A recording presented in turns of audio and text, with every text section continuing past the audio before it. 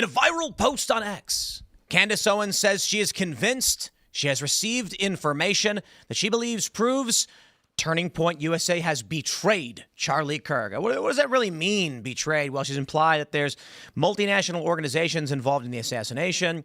There's Israelis, the French Foreign Legion. And with this latest post, the implication a lot of people took away is that they were involved in some way in the murder of Charlie Kirk, which, considering what we've seen already over the past couple of months, most people just believed that's the insinuation she's been desperately trying to make, which is really funny because so many people come out and go, she never said that. It's like, dude, come on.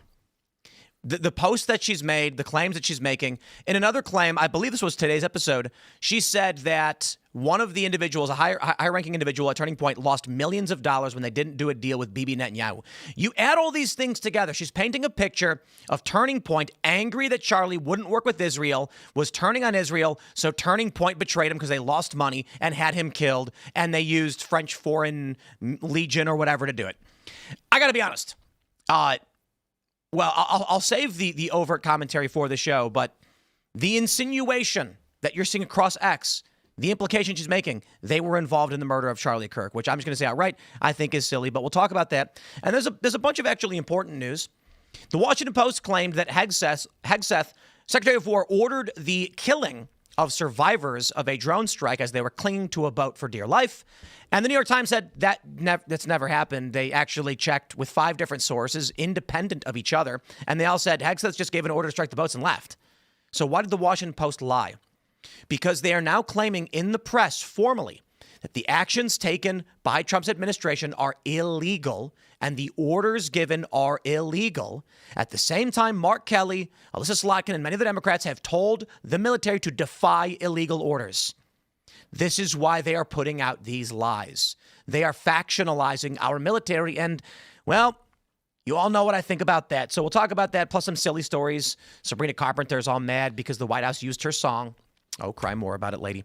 But before we get into all that, we got some great sponsors, my friends. We got Tax Network USA. My friends, the IRS needs more money. Your money. With President Trump pushing to abolish federal income taxes and replace them with tariffs so foreign countries pay America instead of American workers, Washington is scrambling to protect its revenue. Congress will fight tooth and nail to keep that from happening, and the IRS is already becoming more aggressive as it tries to prove it can still bring in billions in if income taxes disappear. If you owe the IRS back taxes, they can garnish your wages, levy your bank accounts, seize your retirement, or even take your home. Don't let the IRS target you. Call the professionals at Tax Network USA. Their tax lawyers and enrollment agents are experts in powerful programs that may even help you eliminate your tax debt. Tax Network USA is A+ rated and has saved over $1 billion for their clients. Whether you owe a few thousand or a few million, they can help you. With one phone call, you can start the process of stopping the threatening demand letters, stopping aggressive collections, and resolving your tax matter once and for all. But you must act now while you still have options. For a free consultation, call 1-800-958-1000 or visit tnusa.com/Tim. Shout out Tax Network USA for sponsoring the show. We also have pool water. Have you ever wanted to drink pool water? If you have, there's something wrong with you. But if you want to drink our pool water, you can go to castbrew.com and pick up a 12-pack of 12-ounce glass bottles of cool, crisp, refreshing artesian pool water. Artesian, whatever. We only had about 800 cases that we actually made, and there's 275 left. So if you would like to have bottles of these in your home, shipping can actually be a little expensive. It's heavy. It's water. But think about how much fun you'll have when a guest comes over and say, you want to drink pool water? And they're going to go, oh, God, no, what? And you're like, no, here you go. And then you hand them this bottle, and they go, haha, you are the funniest person I've ever met. It's exactly how it will go down. Check out castbrew.com. And you can pick up our pool water, as well as, I don't know, we got Mary's Ghost Blend, and we've got a bunch of different coffees, and they're all delicious. Wait till you see what we've got coming out for Valentine's Day. You're going to lose your minds. Don't forget to also smash that like button, share the show with literally everyone you know. Joining us tonight to talk about this and everything else is Nick Freitas. Great to be back. Welcome back, sir. Who are you? What do you do? Well, I'm currently in the Virginia House of Delegates, although I'm not seeking re-election, which, given the last election results, probably a good move. But yeah, no, host of Making the Argument and the Wine Minutes and other snarky mug compilations on social media. Right on. Well, it's always great to have you. So welcome back. It's going to be fun. We got Elaad hanging out. Good evening, everybody. I am Elaad, White House correspondent here at Timcast. What's up, Phil? Hello, everybody. My name is Phil Labonte. I'm the lead singer of the heavy metal band All That Remains. I'm an anti-communist and a counter-revolutionary. Let's get into it. And real quick, just one more quick promo. This Saturday at 9 a.m. at Hollywood Charlestown, I will be playing poker with professional poker player Faraz Jaka. Y'all are welcome to come and play. I imagine the tables are going to be full up super quick, so if you show up, you might just end up playing with some other people, but we will be there. It's kind of a meetup game, I guess, and it's going to be a lot of fun. We didn't know if we wanted to announce that we were going to be having this game, but I figure, hey, show up and let's see if we can pack this poker room. But let's get into this story here from Raw Story. Charlie Kirk was betrayed. Right-winger turns on Turning Point leadership after murder. Candace has, I would just describe it as officially gone for, I don't know, what would you describe this as? The kill shot on Turning Point USA. She is not just implying that they were involved in the murder of Charlie Kirk, but that everybody should get a refund, and she's trying to get them to pull their donations. She tweets, I received information last night that put the final pieces together for me. I now can say with full confidence that I believe Charlie Kirk was betrayed by the leadership of Turning Point USA and some of the very people who eulogized him on stage. Yes, I will be naming names and providing evidence for my claims. And I'm making a personal plea to every well-meaning person who donated to this godforsaken organization to request a refund. You were lied to, and leadership knew. Oh, boy. Candace is doing everything she can to destroy Turning Point USA. And then we have, we have this video. Evan Kilgore posted it. Candace Owens just said a close family friend of Andrew Colvett allegedly reached out to her and said that Andrew told them he lost out of millions when Charlie rejected the deal with Benjamin Netanyahu earlier this year. Let me play the clip for you from her show. It's a minute long. We just can't all be hanging out in Delaware. And there's one more thing that came in regarding Andrew Colvett. Very close family friend of Andrew Colvett had messaged me early on. And I, again, was not tracking any of this at the time, but they had said that they felt that Andrew Colvett was acting weird. And I'm sure that's not a big deal. I think we were all acting weird. Charlie Kirk was assassinated. But moreover, they had mentioned that specifically Andrew had told them that when Charlie said no to Bibi, he lost out on millions. Now I'm going to say allegedly because this is a tip, but I have that tip in writing. I'm not lying to you. And I thought to myself, that is so weird. How could the spokesperson at Turning Point USA how could they be gaining millions from that? What is the structure here of these contracts that even people that are in PR, people that are like running PR departments are getting tips on the basis of donations? I don't know how this is working, but we need to figure out how this is working. I think it's really important that we learn the truth about what happened. Who's Pierre? Is it Pierre DuPont? And has Turning Point been paid? Obviously, it wouldn't be on this year's taxes. You're not going to find those on this year's taxes, but they would be on next year's. But we can ask now. You know, I was having a conversation with a friend of mine, and we were talking about how the average reading level in the United States is around like 7th grade. And I think she first had the 8th grade. And I was like, this is funny because this just came up on Timcast IRL the other night. I think it's actually around 7th grade. And then I was like, I double checked because we pulled up the data. And it actually ranges from between 5th to 8th grade. So it's like 6th, 7th grade reading level. And if I don't think Candace is stupid. I think she's actually super intelligent. I think she's a genius. And what I mean by that is not that she's a good person, but I believe that she is extremely aware. She is quick to learn and understand what she is doing. That's why I think what she's doing is amoral, is wrong. It's immoral. Because the way she just phrased all of that to imply that there was some illicit deal with Andrew Colvett in Israel, it's exactly what she's been doing. And I'm going to say this, much to the, I suppose it'll sound elitist and insulting, but the people of low reading comprehension who can't parse through the manipulations, they believe this. I was at the poker room over the weekend, and there were these young guys who were like, "Did you hear that Candace is in hiding now because Israel and like they're trying to kill her over this Charlie stuff?"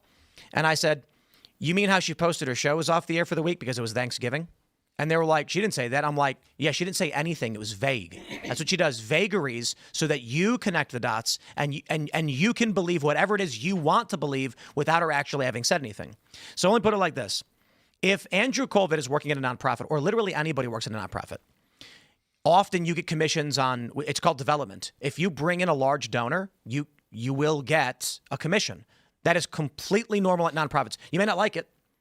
People may say, I think it's wrong that you get a commission on donations, but nonprofits are the same as any other business. Mm-hmm. So executive directors at nonprofits at big ones are going to make $1 million salaries. And I honestly think it's stupid that people get mad about this, because if you want CEO level talent, you have to pay CEO level wages. Usually it's not going to be identical. Mm-hmm. I think Charlie was getting, I think they say it was around $1 million between four different nonprofits. And he was worth substantially more than that. His show alone was probably bringing way more anyway. But if Colvett or literally anybody was organizing some kind of deal, be it with Netanyahu or anyone else, now you can argue that in of itself is wrong. But getting a commission on a donation is actually fairly routine for big organizations, especially when someone is working, they call it development. So the insinuation now is that Turning Point USA killed Charlie, but the sledgehammer, of course, is when she says everybody should request a refund from this organization. Now, obviously, y'all know that we have the minorest of drama issues with Turning Point. We're not going to be there at AmFest, but it is what it is. I ain't crying about it. I talk to these guys relatively often, so whatever. But the idea that you would try to destroy them and get everybody to pull their donations using the insinuation they murdered Charlie Kirk is evil. It's evil. My whole thing with this, because I get asked about, what do you think about what Candace did? Or was it like, look, I got no problem with people that want to question the official narrative. No problem. I got questions about the whole, 30-06 caliber, and is this really going to, did it do the damage, et cetera? Sure. What I don't understand, though, and I worded it to someone this way once. I said, if I spent my entire life building an organization that I truly believed in, and I built a life with my wife, who I absolutely loved, and somebody came out and started making accusations that both the organization that I built and dedicated my life to and the woman I dedicated my life to were somehow complicit in my murder, I would hope that they had real receipts before they were willing to put my wife or my organization, my life's work, on the line for that. Again, you can ask all you want, but I would hope before people would believe that, you would actually be bringing something fairly concrete. Has Candace? Man, I'd hope that. Well, I can only imagine that if/when I die, I got a lot of text messages with people that can be made to say. You know what? I wonder if I could you could take any text message from me to anybody else and make it sound crazy. Let me see if I can find. Especially Tim's. Well, hold on. I'm grabbing Phil over here. Let's see. Hold on. What is this? What is this? I'm sure that there are sufficient text messages in my phone that would do me in. I'm trying to find a text from Phil that's not really bad. It's kind of vague. Just hard R's, straight hard R's all the time. I mean, there's just the N-word like crazy. I don't want to read any of those. No, but I'm not going to read anything explicitly, but the point I'm making is I just pulled up the text I have with Phil, and here's one. Hey, Tim, thanks again for today. When you get a chance, can you shoot me Chad's number? And then all I have to do is go, here's a message from Phil. Chad, I remember that day when we were all hanging out. It was so sad. And, Phil looked at me and he said, brother, we're in this together. And I went, I'm right there with you, man. That's what she's doing. She's just showing any random text. And it's just, it's really gross. How much stuff has she actually shown? I'm not following. So I can't say that I've watched every episode she's ever done, but I watched her show today. And what I will say is when everyone, I've watched a handful of her shows. I've watched the ones that are relevant to what's been going on, but I don't follow all of it. And then I always hear people be like, she's not claiming Turning Point was involved. And I'm like, then you didn't watch the show where she was like, inside job. That's how I feel. I have no, what else can you think? Regicide. Yeah, regicide. And the fact that she says things like, the caveat's always, that's how I feel. And it's not any kind of actually substantial evidence. It's all implication, and she's covering her tracks by saying, this is how I feel. I hate the whole thing.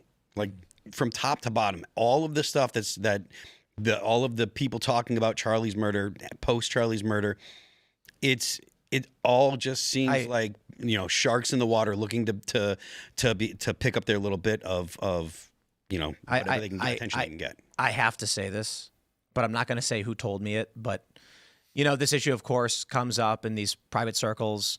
I get asked by a lot of people I meet who know who I am.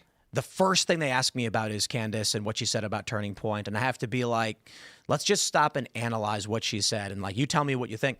But someone today was talking to me about it, and they were just like, you know, Candace has made a lot of insinuations. And this latest one with like Andrew Colvette losing millions of dollars, like the implication that he's going after Charlie or whatever. And then this person I'm talking to goes like, you know, he's not a chess player. And that's like the nicest way of saying, with all due respect to Colvette, that he doesn't have the capability to plot something of this. I'm not trying to be a dick. Yeah. But like the insinuation that their spokesperson had the capability to map out this plan involving the French Foreign Legion and Israeli spies and like getting security pulled from the roof, just all of that's required. Now, I got to be honest, I've worked at security companies where I've met people who you can tell have that capability, and I'm sure you have too. It's not as easy as people want to make it out to be. It's absolutely not. And any like we talked about it before, like a single janitor walking up to the roof would have ruined the whole thing. Yeah. So there's all these little nooks and crannies that have to be available, and that's why I think it is actually very strange. Mm-hmm. When Charlie's security was like, the police said it was fine, they got it, and I'm like, nah, that don't add up. Like security companies don't just be like, we know there's roof access, and we're not going to put an old lady knitting in front of the door. Like you have an old lady knitting in front of the door, and Charlie's alive. So that does not add up. I mean. And, you know, Occam's razor, Hanlon's razor, it's just a very, very awful security company. But to then go and insinuate that the people who were made rich by Charlie turned on him, the comments that I made before that got them upset with me was that I said there are people at Turning Point that fear they can't make it without Charlie. And the people at Turning Point, like they all stood to make significantly more money with Charlie at the helm than after Charlie's passed away. But real quick, but that's correct. Now, who stands to make the most money from this story? Currently, it seems like Candace Owens. Indeed. Talking about how she's the biggest podcast, connecting this with the Macrones to tie it to the Bridget Macron is a man thing. I got to be honest, right now, we're looking at dropping CPMs for political content. I was having a conversation, it's kind of a vague thing to say because I don't want to drag other prominent personalities, but let me just say this. I routinely talk with Jack Posobiec and Benny Johnson and Steven Crowder and a bunch of these guys, as well as ad bookers, buyers. We have these conversations all the time. And you know what I can say? This one I have no problem actually mentioning. I was talking with Jeremy Hambley from The Quartering. And because he's made several videos talking about the decline of political content, viewership, CPMs. And I told him, I was like, well, look, I got to be honest. There were some people who came up to Tate, producer Tate, and mentioned like, how come Tim's views are still good? Like everyone else is dropping.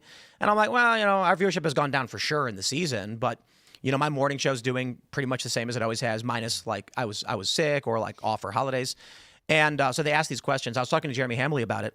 And I said, look, I got to be honest. How evil are you willing to be is the question. And when we're at the end of, we're coming off the back year of this election season. It was abnormally large this year. It's supposed to be a dead year completely. Mm-hmm. After every election, everyone says, turn it off. I don't want politics. And we actually got to squeeze some out of it, because Donald Trump was making bold moves. But now we're getting the holiday season and people are like, okay, enough. I want to hear about why the Bears are actually, Bears are in first place. Is that what's going on? In the NFL? Yeah.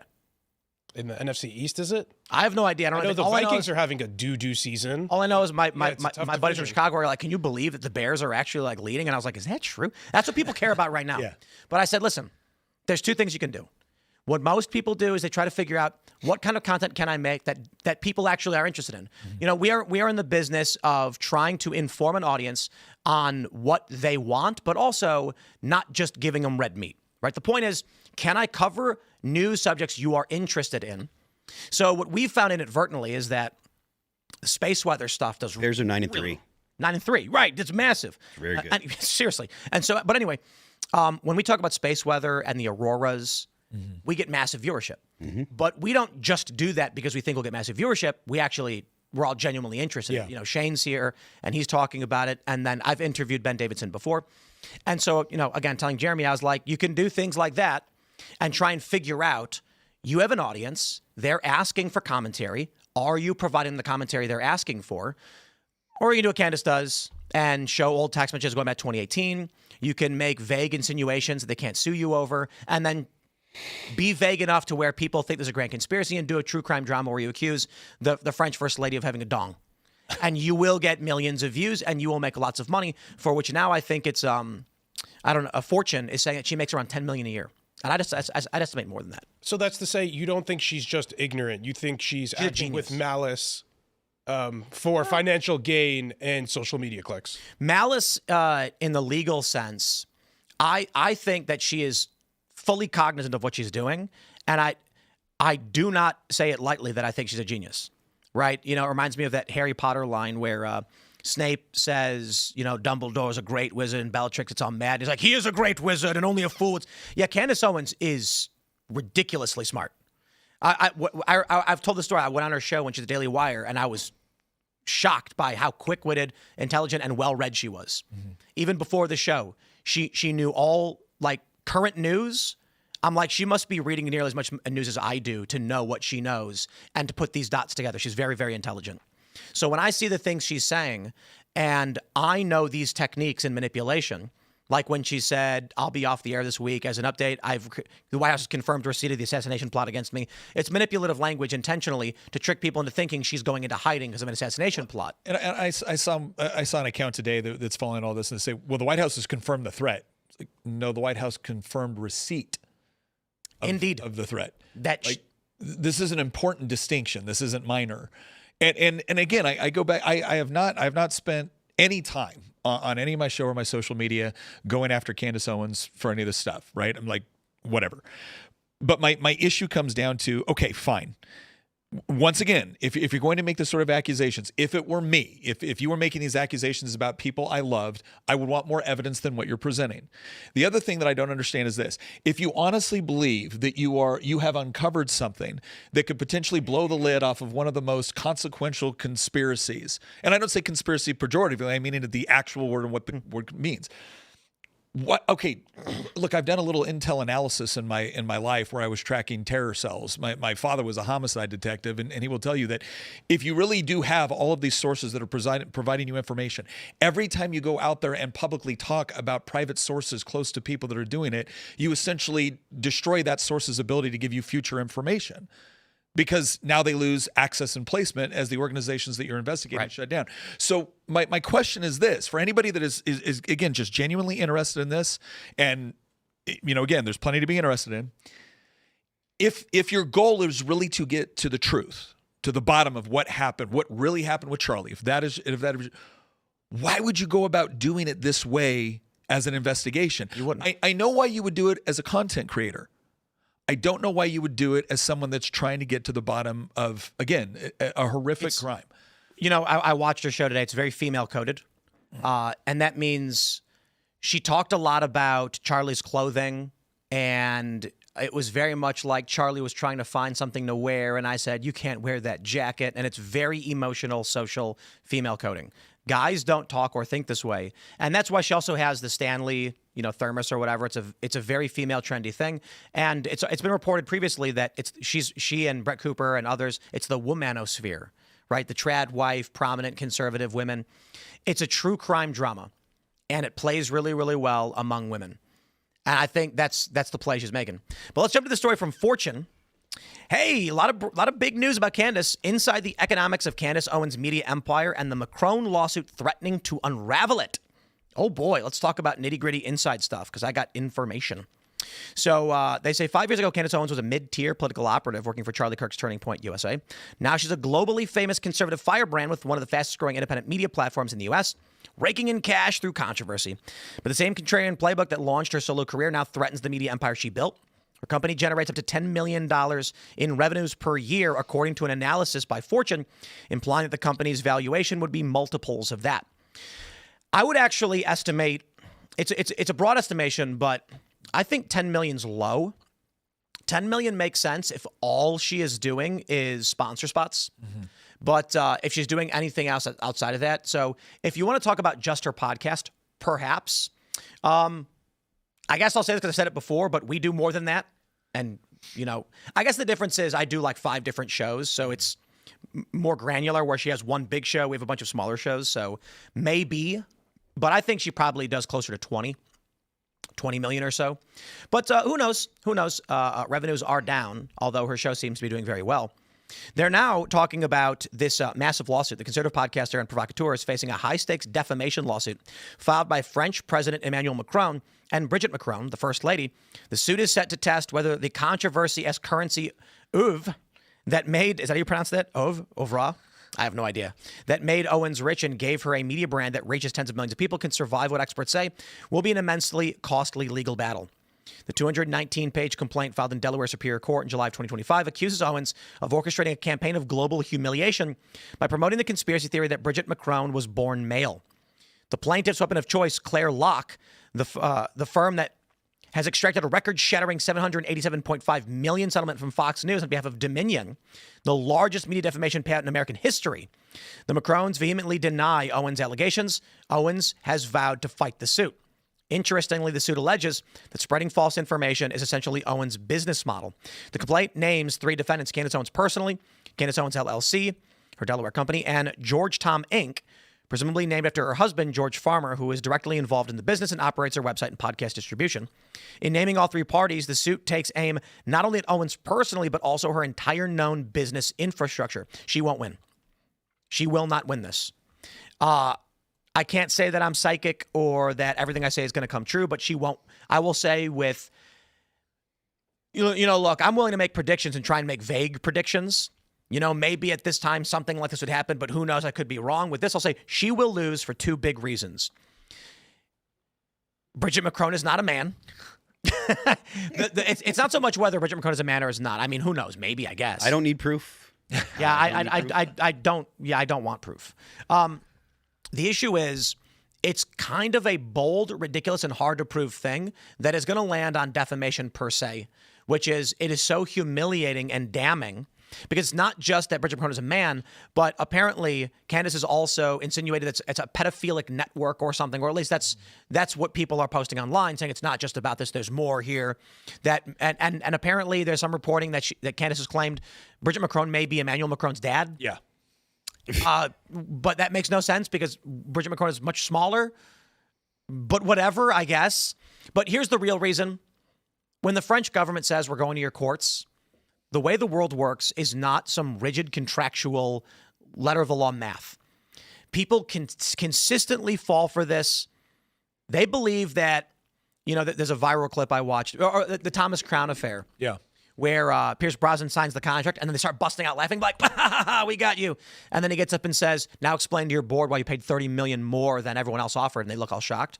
But the thing is, if you ever signed a contract and then as soon as you signed it, the guy started laughing, saying they got you, that contract is not going to be binding. You're not going to go into a court and the judge is going to be like, was there something in the contract you didn't read? And be like, yeah, we absolutely did not agree that I'd sign over power of attorney. The judge is going to be like, okay, contract is out. You it's the stupidest idea. So here's what really matters. When the French government says, we want to stop Candace, I imagine what happens is, Candace has claimed Trump called her and told her maybe you got to back off the story or whatever. Okay. If the Macrons were actually trying to stop Candace, I think the most likely scenario is they call the State Department and they say, this is causing us problems in our country and we don't want these tensions. And the State Department says, what can we do about it? And then all that needs to happen is Emmanuel Macron says, listen, we are telling you to make it stop however you can. And if you don't, there's going to be problems. And France is massive. So it's not like France can control what the United States does. But the U.S. has to negotiate with France, has to cut deals with France, has to work with France and NATO, and they don't want problems. And it's stupid. So likely what I'd imagine happens, the State Department says, file a lawsuit, go through the normal route, and we'll make sure you win. I don't see a reality where Candace goes up against the French government and the U.S. backs her over a NATO ally. So here's the thing here. Candace Owens is clearly an extremely savvy media operator. She is very charismatic. Some people would even say she's easy on the eyes. She is also a good DEI commentator for right-wingers to put on this sort of pedestal. And, you know, it's really unfortunate that she's really willing to peddle bullshit and rumors and spin up fake narratives to try to get clicks. It's clear to me that she has an axe to grind. I don't think this is just ignorance. I think what she knows, that she knows that she's spreading stuff that is BS, but she believes it will get her clicks. And I believe somebody wronged her in the past, and she is trying to like avenge that. So you think that it's an axe to grind as opposed to just trying to capitalize on what is a hot story? It's a few. I think it's both. And also, this gives her endless amounts of attention. This lawsuit may cost her a lot of money, but her husband is allegedly worth over $200 million. He has a lot of family money, and he's, I believe, allegedly the former CEO of Parler. So, you know, the amount of attention that this is giving her, you know, she knew that this. I don't know if she believes what she's alleging about Bridget Macron, but I think she does know that it'll bring her a ton of attention. It's a transvestigation of obviously, like, you know, a very prominent woman, a prominent European leader's wife. Do you have evidence that she's a woman, Elaad? The evidence was that, or the evidence that she was a man was from two French bloggers or something, and they just had a couple of pictures of them, of her looking like a man allegedly. But I think as far as the media savviness goes, though, if you're trying to get your name out there, you want a lot of to put a lot of bullshit out there and then have them get mad at you and sue you because like this is the Streisand effect at hand. And then I think there's also something to say about all the other bullshit she peddles because she's been pushing a lot of dumb stuff for a while. She actually said Stalin was Jewish. I don't know if you guys remember that. Lyndon Johnson. Something about the Frankists. I mean, there's a long list of random stuff. Lyndon Johnson was Jewish. Listen. And then I think she was also a flat earther for a little bit. She's willing to peddle whatever. And then, I'm sorry, one last thing. She'll get like messages or alleged tips and just, I don't know, won't vet them at all. For example, earlier when she said something about like a text message about Andrew Colville allegedly getting money, it's just like, yeah, somebody texted me this.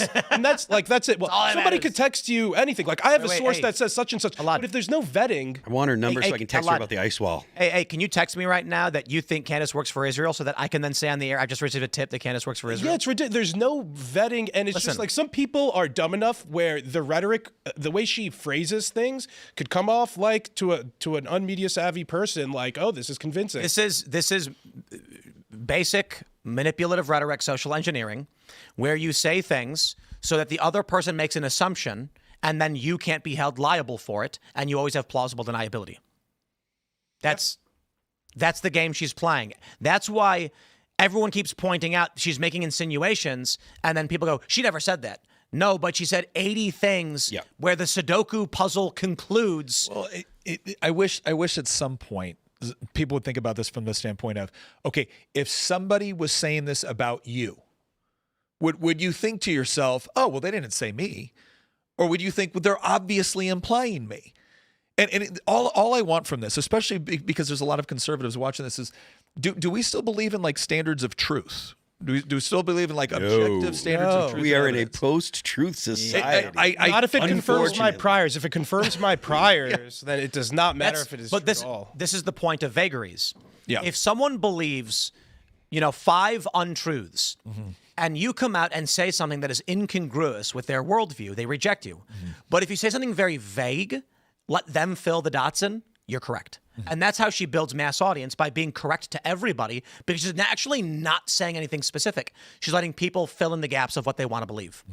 What I do want to say real quick, though, if I were to say Bridget Macron is a hog, okay, I can't be sued by the French government for that. But when you say that Bridget Macron is a man, you're getting into defamation per se territory, where you're accusing someone of some kind of... It's something disgusting and humiliating, which is inherently in and of itself detrimental to you, your life, or whatever. I think she's going to get Alex Jones'd, but I think they're going to come and they're going to take everything from her. I can't understand what she thinks the long-term play is. That's why I don't understand. Well, her husband's rich. I don't think she's financially secure no matter what happens. If they're married, he's on the hook too. They're going to go for him. His company's named in the lawsuit. I wonder if presumably they say. I wonder if the British government would protect him. Aren't they based in the U.S.? I don't know, but if he's a lord, if he's somehow involved. I don't know how how passionate Keir Starmer is about. Yeah, I don't imagine that he about is. the peerage in the UK. Wouldn't it be like really funny if just like the UK and France go to war for the first time in like 800 years because Candace called Bridget Macron a man? I think one of the reasons why this is so Englishmen important. like, yes. I think the reason why this is so important is because this actually, I think, like driving conspiracies really draws away from people dealing with like legitimate politics that they could have the potential to influence. So instead of learning about your local congressperson or what they're doing in the House and Senate or what's going on in the Supreme Court, no, we're paying attention to whether or not Bridget Macron has a cock or whether or not Charlie Kirk was murdered by Israel. Although they're baselessly though, that's I have a correction too. I should say they started the first war in 200 years. Sorry, it hasn't been that long. They've actually fought not that long ago. But I to what you were saying, Elaad, this is the point about declining viewership and ad rates. Maybe it's fair to say that Candace actually does 10 million because no advertiser really wants to be on a show about Bridget Macron having a dong. Advertisers want to be on normal content. They want to be on sports. Everybody's watching. They're relaxing. Nothing's offensive. It's just fun stuff.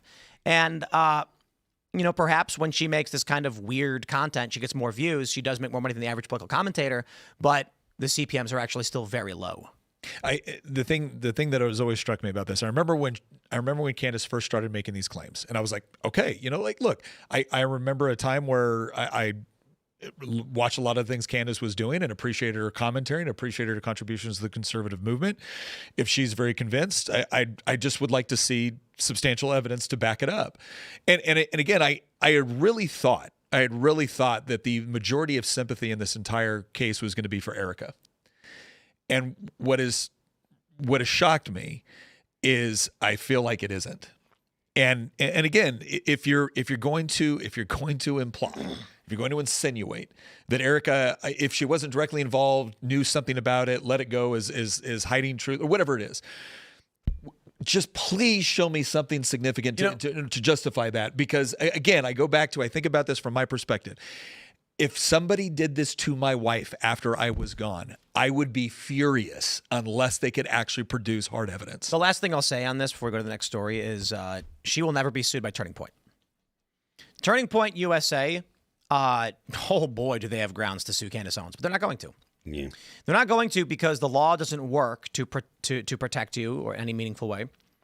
Like I've told this before that we had someone commit a crime on our property and then threaten us. They got arrested and charged, and then they threatened to use the legal process through this criminal charge. It almost seemed like it was intentional to exploit it and gain access to private information and other information.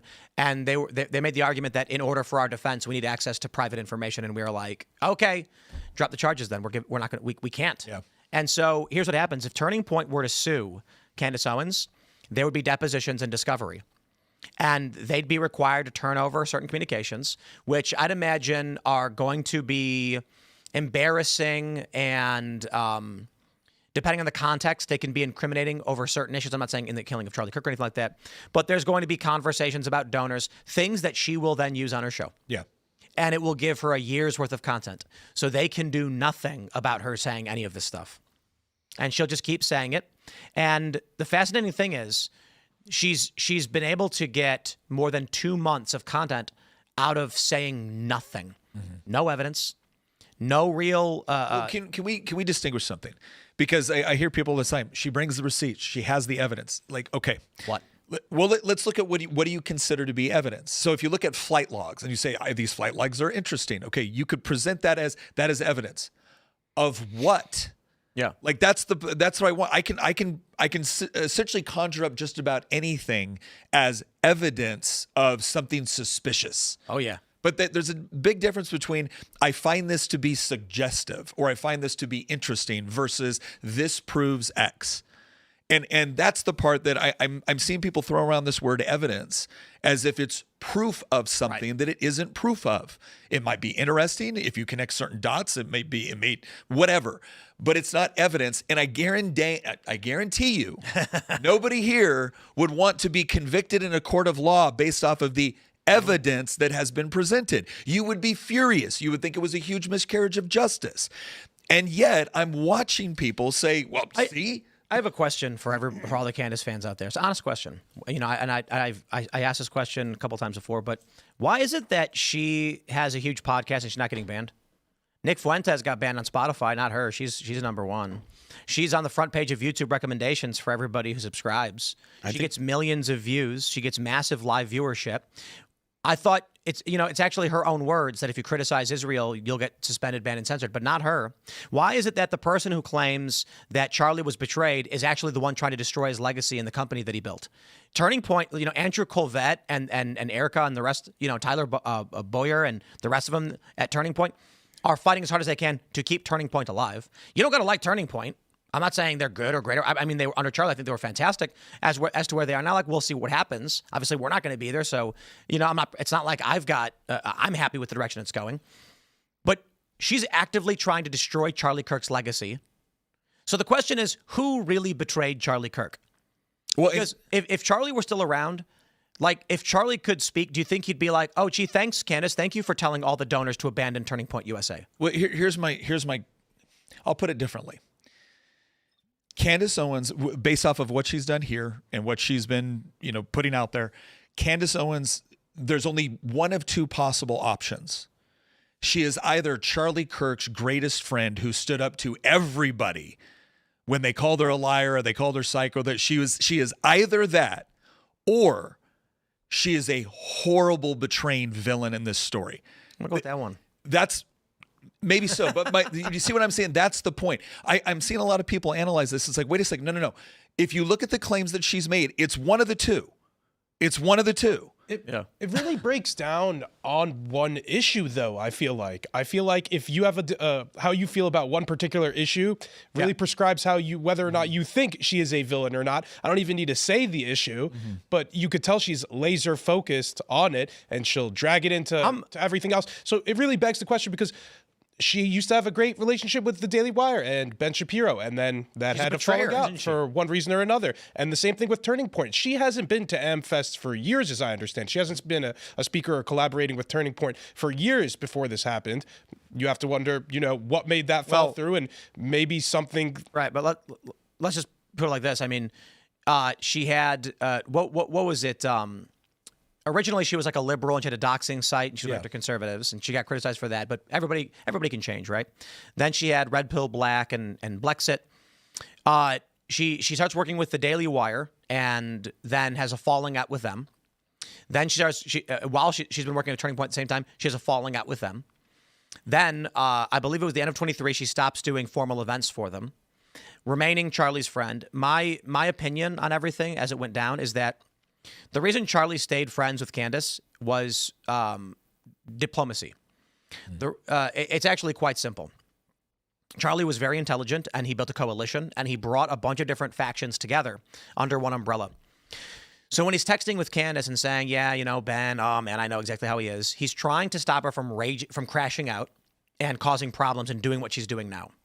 So Charlie, she's basically removed from Turning Point. She's no longer involved for the most part, but Charlie stays in contact saying, listen, we're friends. Please don't hurt me. Now that Charlie's gone, she's like, I will destroy everything Charlie has ever built. Let me just stress this. There is no excuse. If you like Charlie Kirk and the work that he did, telling everyone to pull their donations is simply to destroy the organization. By all means, you can be angry with Colvette and maybe Erica's leadership, whatever you might think. Maybe you think someone else should come in and run it. But the response should be donors should all email and ask for new leadership, not destroy it and pull all your money out, which burns Charlie's legacy to the ground. I think if there's anyone who betrayed Charlie Kirk, it is Candace Owens, and she has proven it time and time again. Well, like you said, it would be one thing if you said, here's all the evidence, donors, pull your money. That would be one thing. But I've got a bunch of evidence, I'm going to do it later, but donors, pull all your money right now. Before I can prove it. It's like, wait a second. That's like the consequences of conservative DEI, and we're reaping what we sowed. Yeah, but I'll say it again. I mean, Candace is very smart. Yeah. I mean, look, man. Conniving, but I guess she could be both at the same time. I'm going to tell a story that's going to get me in trouble. I don't think I told the story before. I'm going to tell a story that's going to get me in trouble. All right, let's get in trouble. I worked for Vice, and they were always trying to get this cable channel. I'd gotten some people hired there who were friends of mine who understood social media and live streaming. And I ended up leaving the company, but news broke that Vice had gotten a Rogers telecom deal, or Teleco, whatever the word is. This is a Canadian cable channel. And congratulations to Vice at the time. This is back in like 2014 or something. Wow.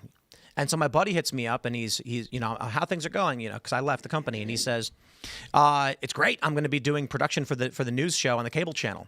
And I went, really? And he was like, yeah. And I was like, really though? I mean, you're not going to stay where you're at working on, like domestic news live stream stuff? And he's like, no, I'm going to be doing the news stuff for the cable channel. I was like, so they're going to move you to Toronto or what? And he goes, why would I move to Toronto? And then I said, for the cable channel. And he goes, why would I move to Toronto? And I said, because it's a Rogers Telecom deal for a cable channel. And he goes, dude, what are you talking about? I said, the cable channel's in Canada. So here's what happened. He told me that Shane Smith, the CEO, held a meeting. They had been having conversations throughout the year that they were working on getting a cable channel, and it was their big dream to get a cable channel. And everyone makes an assumption when you hear that, which is? What, that he has to move to Canada? No. When someone says, I want to start a cable channel, what do you immediately think? In America. Oh, yes. Nobody thinks New Zealand. So Shane comes out, and the story I was told that he's got all the employees there, and he says, we did it. We got our cable channel. Everyone starts cheering and screaming. Yeah. They immediately start working on production, all under the assumption that they made that he meant we got our American cable channel. So my friend that I helped get hired is now going like, I didn't know that. And I said, well, you know what's going to happen? If you go to him and say, I don't want to go to Canada, he's going to say, I never said it was in America. That's the manipulative language that you use to keep people in line. You let them believe what they want so they feel good about what's going on. Because if he came out and said, guys, we didn't get the American cable channel. We do have a slow start, though. 30 million households in Canada through Rogers Telecom. People would go, that sucks. Instead, he says, we did it. What does it refer to? That's the manipulative language used by powerful people. This is what Candace does. So when she comes on her show and says, they betrayed Charlie, she's already said it feels like an inside job. So what else could she be insinuating? And then her diehards with fifth grade reading levels are like, I am going to fill the dots whatever I want to be true. So insert whether it's France or Israel or Turning Point or the CIA or the deep state or Netanyahu himself. It was really funny. I had a guy tell me this over the weekend. I couldn't tell. He looked like he might have been Pakistani or something, but he said the Shapiros killed Charlie. He said Candace is right. He's like, I love her show. The Shapiros did it. And I said, I'm not kidding. I was like, the Shapiros? Yeah. And I was like, one of Ben's kids, right? I was like, he didn't mean Ben's family. He meant Ben's extended family. Oh, okay, yeah. But enough of this. Let's talk about some Shilling other news. for third worldists, literally. Indeed. Let's jump to this inane story from NBC News. Sabrina Carpenter slams the White House for using her song in evil and disgusting social media video. Okay, let's play the evil and disgusting social media I wasn't video. probably going to watch it, but now I want to see it. Let's go.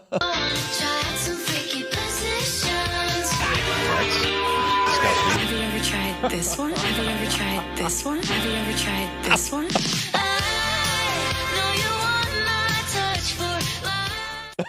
The White House. Is that it?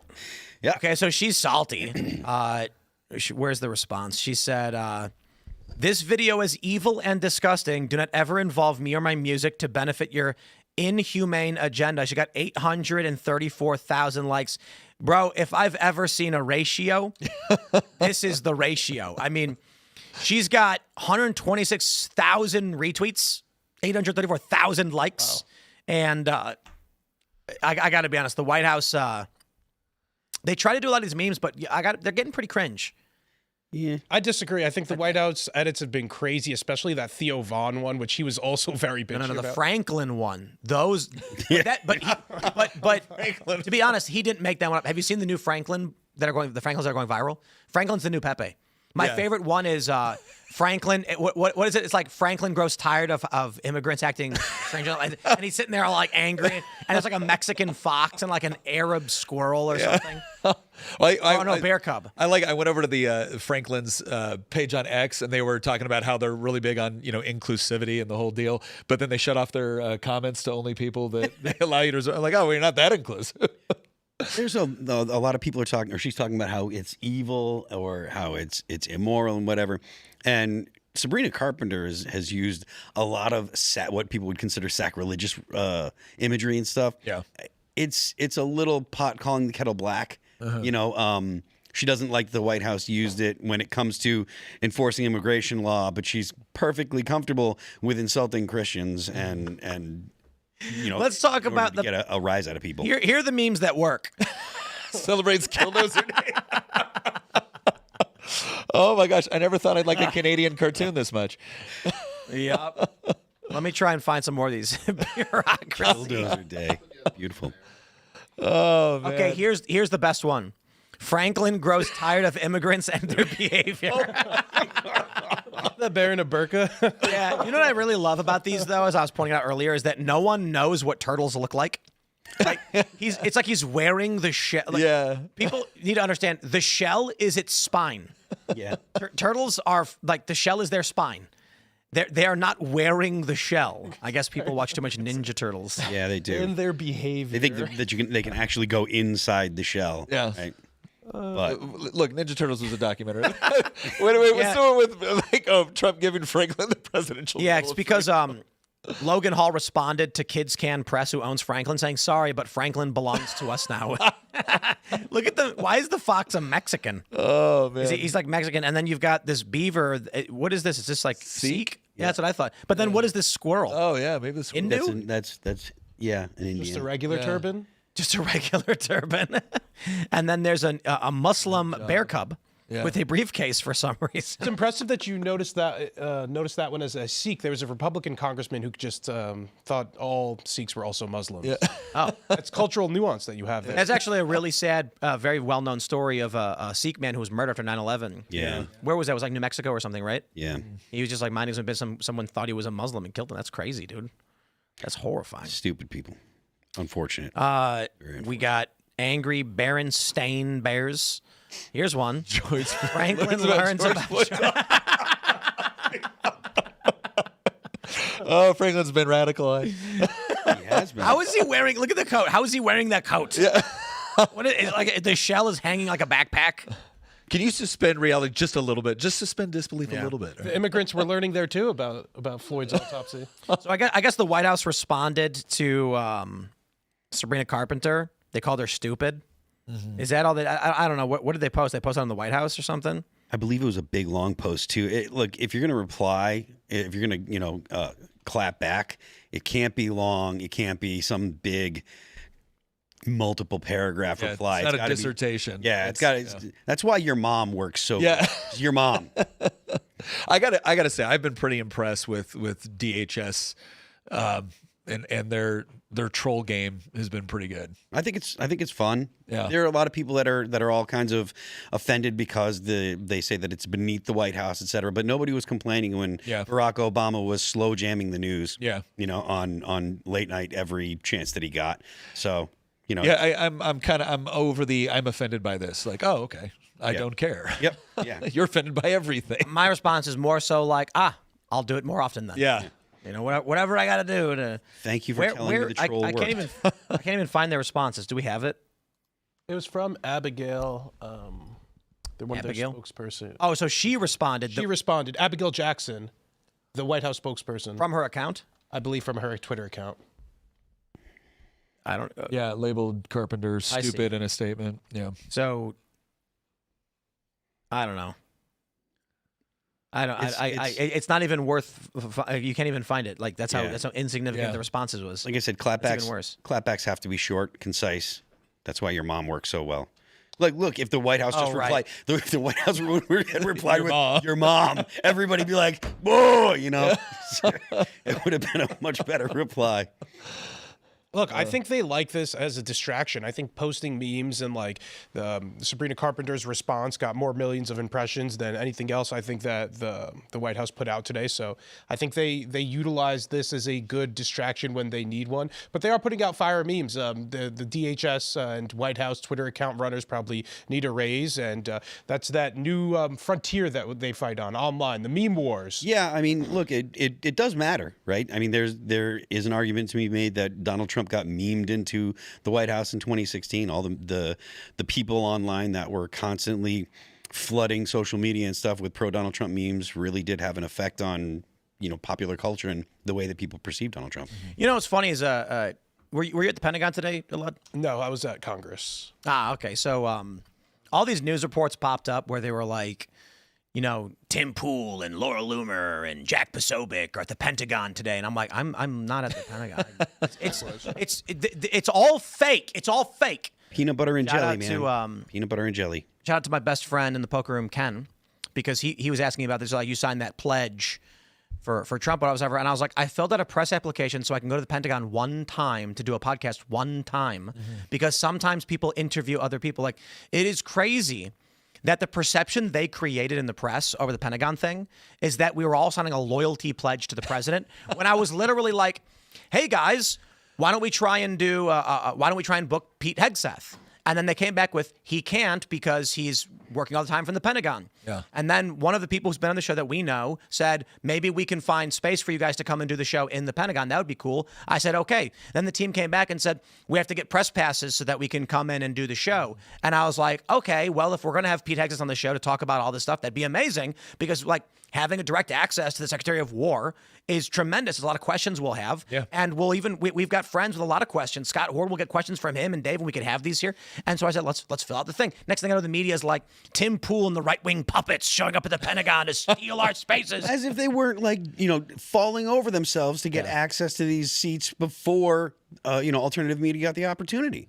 Like they thought that those seats were theirs. Yeah. Yeah. I remember when the White House correspondents, or the press room in the White House, Elaad got in there, and other people from alternative media got in there, and they were behaving as if something that they owned had been taken from them, and it was an affront to journalism, in its entirety, that someone that they disapproved of was there asking questions of the White House. Yeah. And it's that what's the word I'm looking for?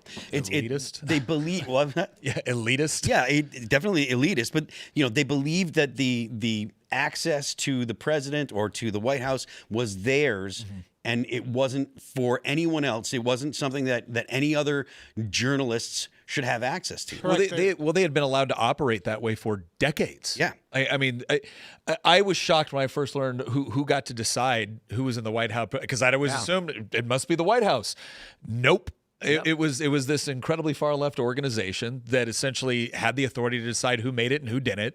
And when Trump came in and said, yeah, we're not going to give a far left organization the ability to gatekeep access to the White House, it just infuriated. How dare you? This is because they are journalism. Well, ultimately, it's these people feel entitled to it, to put it a little bit more succinctly. But to be clear, they have reason to be upset because I don't sympathize with them. But the reason that they get upset is because it's zero sum. Access is zero sum there. Caroline Leavitt or Press Secretary Kingsley at the Department of War, they're only going to give so many questions. Pete Hegseth is only going to give Department of War, Secretary of War Pete Hegseth. I want to practice putting in the titles while I say all these guys' names.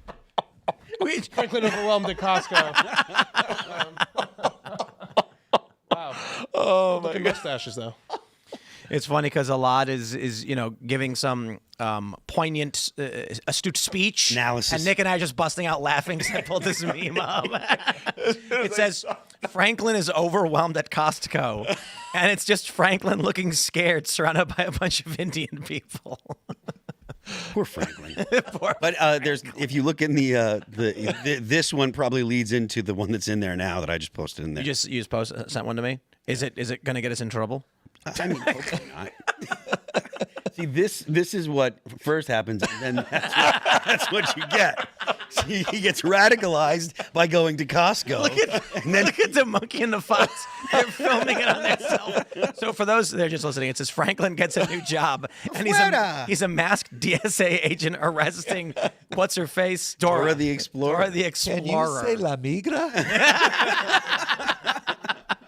I drew a map back home. Imagine all the things they're going to find in her backpack. Not immigration papers. Do you guys remember when Marvel tried making, it was called The New Mutants? Yeah. And they had Safe Space and Snowflake. Oh my God. And there was a fat female Hispanic character who had a backpack, and her superpower was that she could pull any item out of it. And it's just like, that's just Dora. Well, yeah, that's Dora, but it's also the bag was a ripoff of the bag of holding from D&D. That's right. pull She's anything, just a D&D character arc. That's right.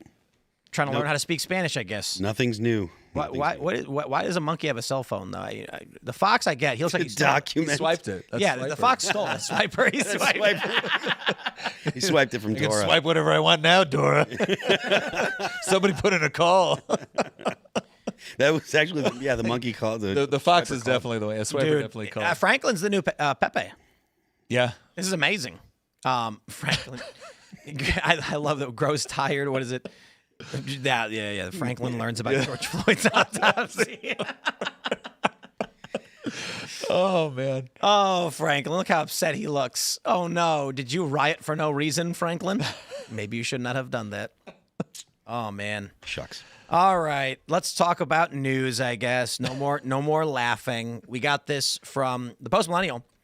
Pentagon says all options are on the table for the investigation into Mark Kelly over seditious 6 video. Now, here's what really matters.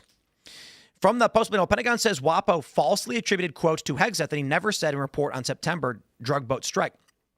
This is actually reported in the New York Times. I want to pull up the New York Times for all the libs out there. This was crazy to watch the New York Times fact check the Washington It was Post. lib on lib violence. Yeah. So Sectarian. the New York Times basically have countered what the Washington Post reported, saying Hegseth ordered a lethal attack, but not the killing of survivors, officials say.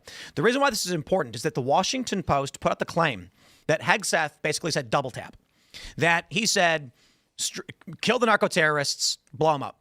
After he did, they claim that they were staring at survivors cleaning the boats, and he said finish them off, which would be a war crime. Survivors, you capture them, right? Well, the New York Times was like, we talked to 5 different people independently of each other, and they all confirmed Hegseth gave one order, struck the boats, and then left. Why then did the Washington Post lie? They are fomenting civil war. I am not saying that lightly, and all of the people chuckling and saying, haha, time to drink, stop. You're allowed to have fun, but I want to make this point because it is very terrifying. I have explained throughout the whole year, they have been saying that all of Trump's orders are illegal. They have terrified men and women in uniform. They have said when they take power back, they will arrest you for following Trump's orders. The Washington Post now put out a story claiming that Hegseth authorized a war crime. They ordered the war crime. They want you in the military to question whether or not you can actually follow these orders. Mark Kelly then went on Meet the Press and said they can tell when the orders are illegal. You've got these billboards popping up all over the place saying not what you signed up for. Communicate with us discreetly using encryption to avoid the risk. Risk of what? So when Mark Kelly is coming out and saying don't follow illegal orders, this is overt calls for civil war. And I want to make sure I want to very much define and clarify this. There is never going to be a circumstance in modern warfare where someone trying to ignite a military coup goes on TV and says, I am calling on the military to engage in a military coup against the president. Now's the time. Yep. Let's take the seat of the White House. Because regular people will get freaked out by it. If you wanted to actually stage a coup, this is how you would do it in modern warfare.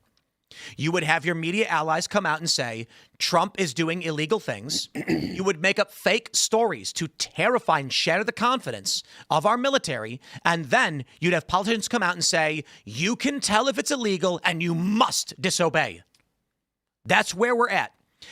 I guarantee you, with those billboards that have been popping up since October, there are already men and women in uniform who have been in contact with these organizations and have already made vows to defy the chain of command.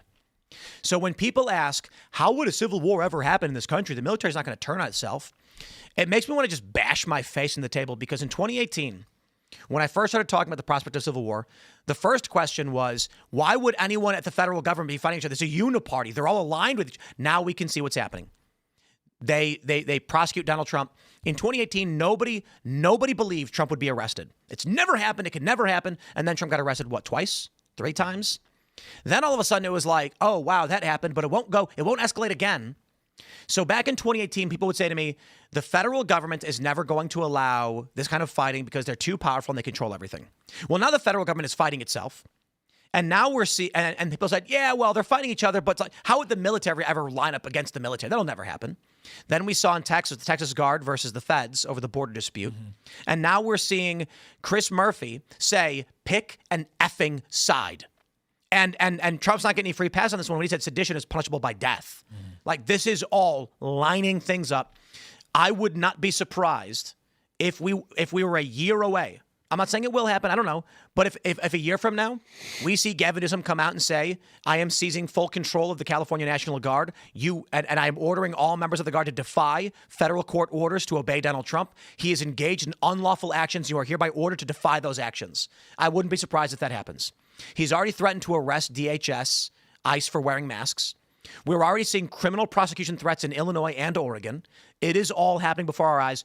I think the only move Trump has right now, and I don't think he'll do it because, with all due respect, they don't have the balls to do it.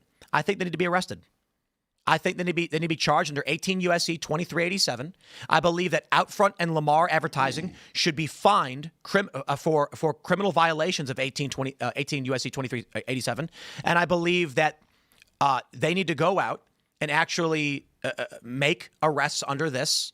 Otherwise, it just gets worse. Do you have the clip of how she actually responded? Because I watched this full briefing and I feel like she didn't. You mentioned working with partners on the Hill. Another senator on the Hill, the Democrat side, is Senator Mark Kelly. Now, we heard some reporting about a possible investigation into him regarding his status as a retired member of the United States Navy, still on pension, and therefore still under the jurisdiction of the Uniform Code of Military Justice. And as such, his membership, you mentioned the seditious six, would that be grounds for possibly bringing him back to active service for an investigation, for NJP, or even a full court-martial? So you're correct. The Department of War received serious allegations of misconduct against Senator Mark Kelly, and in accordance with the Uniform Code of Military Justice and other applicable recommendations and regulations, we're doing a thorough review of all of these allegations. And the Secretary of War has tasked the Secretary of the Navy, John Phelan, with doing a thorough review, looking into all of these allegations and providing him an update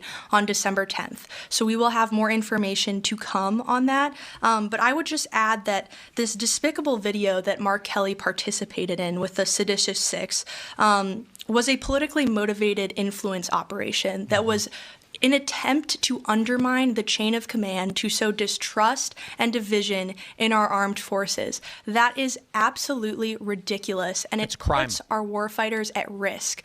And again, he doubled down on the Sunday shows. I don't know if you all saw him on the Sunday shows, but he basically insinuated that service members who do not defy President Trump's orders could face potential prosecution in the future when Democrats are back in power. He even called our troops and likened them to those of the Russian military. This is totally disgraceful from an elected official, and the department takes it very seriously, and that is why we have launched this review. And just to be clear, so if Secretary Phelan were to recommend court-martial, that would be on the board? What was the question? Sorry. If Secretary Phelan were to recommend court-martial, that could be an option on the table? All options are on the table at this moment in time, and we look forward to getting the Secretary of the Navy's review. And the Secretary of War has been very clear in his statements as well that he takes this extremely seriously, and it is unacceptable. I want to pull up the law for all y'alls so you can see I'm not playing around. This is illegal. This is 18 U.S.C. 2387. It's well, let me pull up the penalty for it. Does it have the penalty in here? It doesn't. It does. I'm sorry, 10 years. And let's see, fined or imprisoned not more than 10 years. Whoever with the intent to interfere with, impair, or influence the loyalty, morale, or discipline of the military or naval force of the United States. 1. Advises, counsels, urges, or in any manner causes or attempts to cause insubordination, disloyalty, mutiny, or refusal of duty by any member of the military or naval force of the United States, or distributes or attempts to distribute any written or printed matter which advises, counsels, or urges insubordination, disloyalty, mutiny, or refusal of duty by any member of the military or naval force of the United States, shall be fined under this title or imprisoned not more than 10 years or both, and shall be ineligible for employment by the United States or any department of agency thereof for the next 5 years following his conviction. So this is illegal, and I'm pretty sure When you have a website that instructs you to reduce risk by using encrypted communications because you're questioning what you signed up for, this falls perfectly under 18 USC 2387, Section A, subsection 2, and 1 falls perfectly, and Mark Kelly's actions falls under 1, Section A, subsection 1, perfectly. They need to be criminally charged. If they are not, this will keep getting worse. If you do not use your power, you lose it. And if the DOJ is unwilling to bring an indictment, this is a slam dunk, by the way. If they're unwilling to do it, Democrats are going to they're going to entrench this worldview. They're going to expand their efforts. And by then it will be too late because the military will be scared. There's going to be some young guys in the military. And they heard Mark Kelly say, if Democrats win, they are going to prison. Yep. So they're going to say, Trump, you have to win because I don't want to go to prison. And Trump's going to go, I can't do anything about it. And they're going to say, then I'm with them. Because if you will not use power, we know they will. So if Trump doesn't do it, the military is going to immediately defect and go to the people willing to crush them. That's why in Venezuela, you are able to suppress the people who are fighting against communism. Because the military is told, we'll kill you if you defy us, but we'll feed you if you work with us. And so people are like, okay. It's better to be a soldier, well-fed and fat and happy in Venezuela than one of these impoverished poor people suffering under socialism. The military's got two choices. Are they going to follow the chain of command as they signed up to? Or are they going to follow the defectors and under the Democrats? Well, the reality is, if Trump isn't going to do anything, they're going to say, look, they got a gun to my head and you won't stop them. Yeah. I mean, look, I'm still of the opinion that the government is being very precautious about any kind of legal action they take. But I do think that this is pretty clear, and I would like to see something come from the investigation. I think so. I'm always, again, my background was unconventional warfare, counterinsurgency. I mean, that's what we did as Green Berets. I'm always cautious of the idea of the whole Alinsky rule that their action is our reaction. Yep. And there is something to be said for, perp walking somebody out who's then going to claim that I was simply repeating what the law is. You're obligated to not follow unlawful orders. Show me exactly where I violated this by telling service members that they don't have to follow lawful orders. What is that not true? Is that not in the Uniform Code of Military Justice? That's going to be their claim, right? And so the question is, what do you have that truly is the slam dunk? I understand the implication. And the thing that, again, there's two things about this that really piss me off. The first one is that I am so sick and tired of watching these former members of the military sit there and hold up their prior service and the oath we swore to the Constitution. Well, will that include the First Amendment, Second Amendment, Ninth Amendment, 10th Amendment, Article 1, Section 8? Because I've noticed you don't seem to care about those things. My wife said it best. She goes, Democrats quote the Constitution the way atheists quote the Bible. Yep. Right? There's no real commitment to it. It's a restriction on you, not them. Where were any of the, I mean, they're all saying now, we need you guys in the military. We need you. You know what? I remember when the guys in the military needed these guys when they were getting kicked out of the military by Eugene Vindman. Yep. Because they didn't want to take an experimental vaccine. Or the people who got kicked out because they had Gadsden flags on their Facebook profiles. Yes. Or a member of the Virginia National Guard that I'm trying to help right now that not only got kicked out, but barred from re-enlistment, demoted. Why? Because, well, he belonged to a local militia. Yeah, the local militia was actually sanctioned by their local sheriff's department and actually helped them engage in things like first responder activities. Yeah. Right? And they knew about it for 4 years, sent this guy to Soldier of the Year to represent the Virginia National Guard, and now they kicked him out. That's super frustrating that you say that because there's a lot of people will do things. They'll sign up to help their local fire departments. They'll sign up to help their local sheriff's departments. They're like, I'm a volunteer, and the government absolutely will look at people and say, well, I don't like his politics. Yes. He's in this organization, he's in this group, and he's whatever, he's pro 2A or whatever. So we're going to say that he's a member of some kind of militia or something. And they'll target it to one individual. They won't go after the whole group. No. Well, and so there's that, right? That aspect of it, where it's these guys are holding up their former service as justification for what they're doing now when none of us are convinced that these guys actually care about the Constitution. the other thing that pisses me off is exactly what you said before. It's this idea of you can't follow unlawful orders. Correct. So, Mark, Senator Kelly, show me which order is unlawful. Oh, you don't have one. Oh, it's just a friendly reminder. No. What you did was you threatened them. Yep. Because it's the whole idea of how do you know it's an unlawful order? Well, it's pretty easy when you look at the Uniform Code of Military Justice in order to decipher between a lawful order and an unlawful order. Yep. Okay. But the fact that he said we'll go after the people that follow, this is the part where it gets into a much grayer area.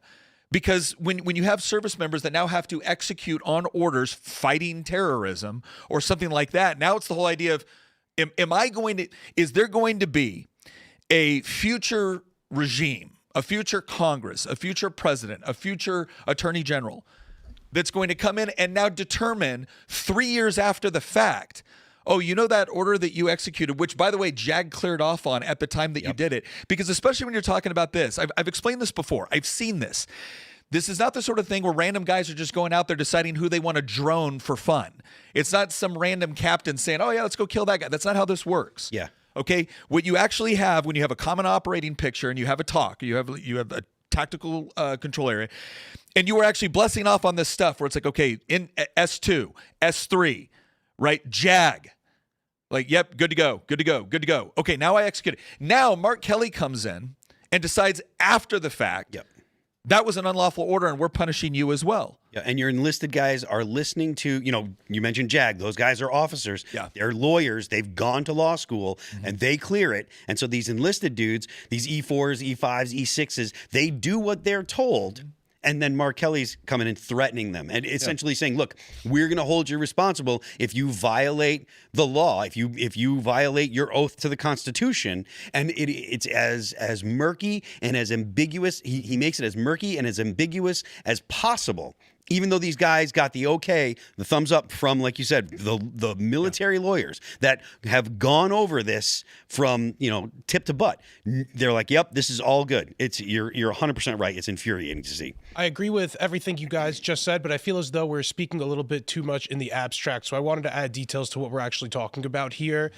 So originally, the Washington Post put out an article saying that Pete Hegseth ordered a strike on an alleged Venezuelan drug boat. He allegedly said, kill them all, and then allegedly ordered the follow-up strike. I believe that's what it says in the Washington Post article. The New York Times came out with a new article that says Pete Hegseth only was involved in the initial strike, as I understand, and didn't allegedly Gave them one order. He ordered a lethal strike, but not killing of the survivors. And then Pete Hegseth, Secretary of War Hegseth, alleges that it's Admiral Bradley who eventually sent the follow-up kinetic strike. And now Senator Mark Kelly is saying that could potentially, if it truly happened the way that the Washington Post is alleging, that could be a war crime. So I guess Mark Kelly is also saying that, therefore, if that is the case, and you are following the chain of command, you will still be held liable if these are unlawful orders. I guess on that part particularly, what do you think about, based on the reporting that we've seen, if that's, would you interpret that as a war crime? And the point of this is not to actually claim there's a war crime. It's to tell an enlisted guy who doesn't know left or right on the legal matters, we are coming for you. If Trump tells you to do something and you do it, we are coming for you. Totally. And it harms our military readiness because now all of our soldiers need to think twice. This is the decision you're making, potentially going to compromise you in the future. But I think there are two issues at hand there. There's that issue, and then there's also the issue of potentially striking people who have no means to strike back. To your first point, and Nick, you can speak to this. You hear guys on the ground talking about how the rules of engagement have been detrimental to actually accomplishing the mission. Like, can you go ahead and expand on that idea so people understand? So to give you an idea, like I'll just use Iraq as an example. In 2008, the amount of trouble we had to go through to get outside the wire and actually conduct military operations, it was far more intense than anybody would think. It looked more like law enforcement operations than you would think, like an active combat area. So this is something where I had to secure warrants. I remember going out, we launched an operation to get a guy for which we had, I think, 10 different sworn statements from Iraqis. Yeah, this guy's a terrorist. Yeah, this guy's done bad things. And I go back and I'm a sergeant first class. I'm a Green Beret, but I'm a sergeant first class. And all of a sudden I got to sit and I got to justify to a JAG officer on why this person needs to go to higher detention. So yeah, there was a lot of us that got to the point where it's like, this is getting ridiculous. And then remember, this is also the time during the Obama administration where they were talking about they wanted to have an award for valorous restraint. Yeah. And again, it's about the incentive structure that you are creating in the minds of military personnel. Now, listen, obviously, if I've got somebody detained right there in front of me, I have launched my operation, I've got my bad guy, they are zip tied, and they're sitting over there, and my commander walks in and goes, Freitas, shoot that guy in the head. I'm gonna look at my commander and be like, no. Like, I know that's not authorized. That's murder. I can't do that. Okay, but there's also questions on whether it comes down to repetitive strikes and things like that. Can I hit a target more than once? We do have big breaking news. Sorry, guys. Afton Bain, the woman from Tennessee, from Nashville, who hates Nashville, has lost. Oh. So apparently it looks like, I don't know if a decision desk is projecting Matt Van Epps to win. So we've got this. He has won, and they posted this at 9:06. So actually, we're 10 minutes behind. Yeah.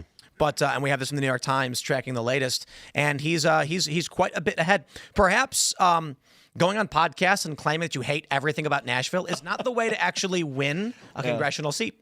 You know, I will also mention in this, he looks like he's up 6 points. This was a Trump plus 20 district, so I don't know how impressive this margin was. It seemed as though Republicans were a little bit concerned about this seat despite that. 7th district? Trump was tweeting about it. Urban Nashville was plus 20? This district prior to this, in the prior Trump election was a Trump plus 20. Nick, I wanted to follow up with you on one of the details here in particular. As I understand, on ground, it's different than what it's going on in sea. Correct me at any moment, because I'm sure you know a lot more about this than I do. But on land, survivors could potentially be seen as a continuing military threat. But however, when you are at sea, after you strike a boat and there's survivors just hanging on to, whatever's left over of the boat, it's different, and they don't seem to pose a clear military threat. That's when an alleged second strike was ordered, and people are alleging that if that's the way it happened, then it would be a war crime. Do you think that would be a war crime if it happened the way that the Washington Post is alleging? That's one that I don't have the legal expertise with respect to that to be able to definitively say one way or the other. I can't say that. Typically speaking, it's generally understood that if you have survivors of like a sunken ship or something like that, to strike that again would seem outside the rules to me, but I don't have a legal expertise. Yeah, because I did want to again get to the specifics, because that's, I believe, I do not believe Senator Mark Kelly is justified in telling soldiers that they shouldn't follow what they believe may be illegitimate orders, because the next administration might come after them. But that's what he's talking about here with these orders. Look, with all of this, we just got done talking about this earlier with Candace, with respect to how words are chosen carefully in order to avoid prosecution or avoid defamation or anything like that. It's going to be the same thing here, right? And that's going to be the question: is can you make a strong enough legal case where you could actually convict something for that? Now, Franklin can. Franklin's capable. You pull one up. Well, and that's also. But look, we've also got midterms coming up, right? So the question is are they talking about this exclusively? Let me give you an example. We just got our clocks cleaned in Virginia. We're going to be paying for what just happened in the Virginia election. Oh, bro. For the next 20 years. I'm not coming back to your state. For the next 20 years, we're going to be paying for what happened on election night in November. Okay. Does anyone here think that the Democrats really just wanted to keep the government shut down because they were just so upset about some of these budget items? Or do you think it's far more likely that they realized that they were impacting tens of thousands of voters in Northern Virginia right ahead of election? Right. Right. So it's this idea that there are times. This is Saul Alinsky's rules for radicals. Our reaction is their action. Right. They want to get us to respond in a particular way. And so I do think that the Trump administration has to be very, very careful on how they go about this. I do think they should rigorously investigate it. And I do think they should be willing to use legitimate power. This is one of the things that's been a huge problem for conservatives. Yes, we are skeptical of the centralization of power and the use of power. We don't see government as a mechanism whereby we reward our friends and punish our enemies. But you know who does? The left. Yep. Every single time. That is how they use it. And to your point, when you are handed by the electorate legitimate government power, yep. I don't think that means that you should abuse that power, but should you exercise it to its full legitimate force? You had better. Yeah, you have an obligation. You had better. That's why you won the election, because they want you to exercise. And now let's apply that in the reverse. I'm not going to be coming to your state for some time. You got Jay Jones coming in. When does he formally come in? It'll be January.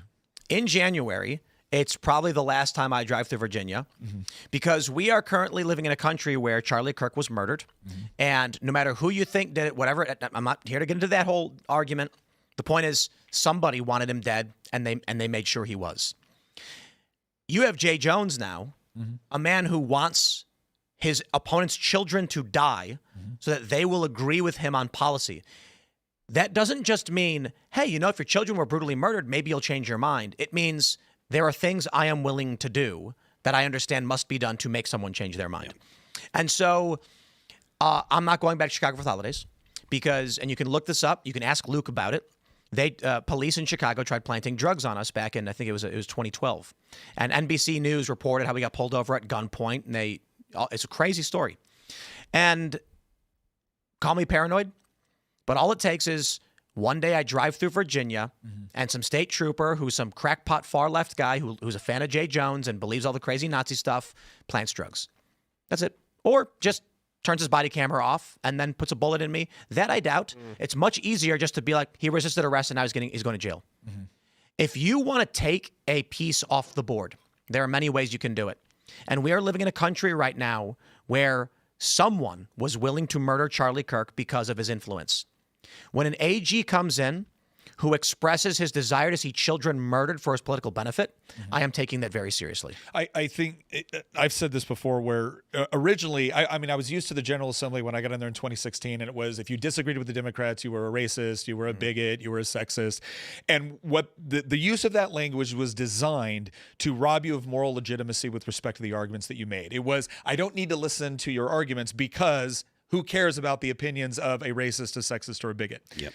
Then the language changed, and the language became, you're a threat to democracy, you're a fascist, you're engaging in transgenocide.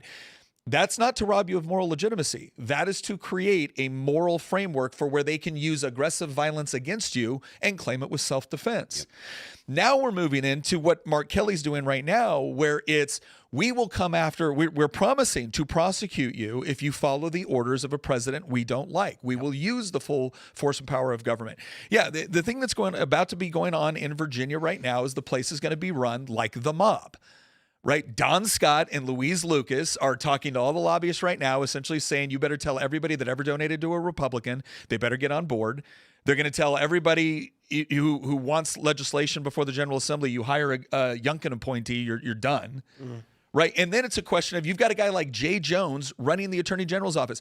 Guys, they don't have to actually convict you. They can destroy your life with an investigation. Yep.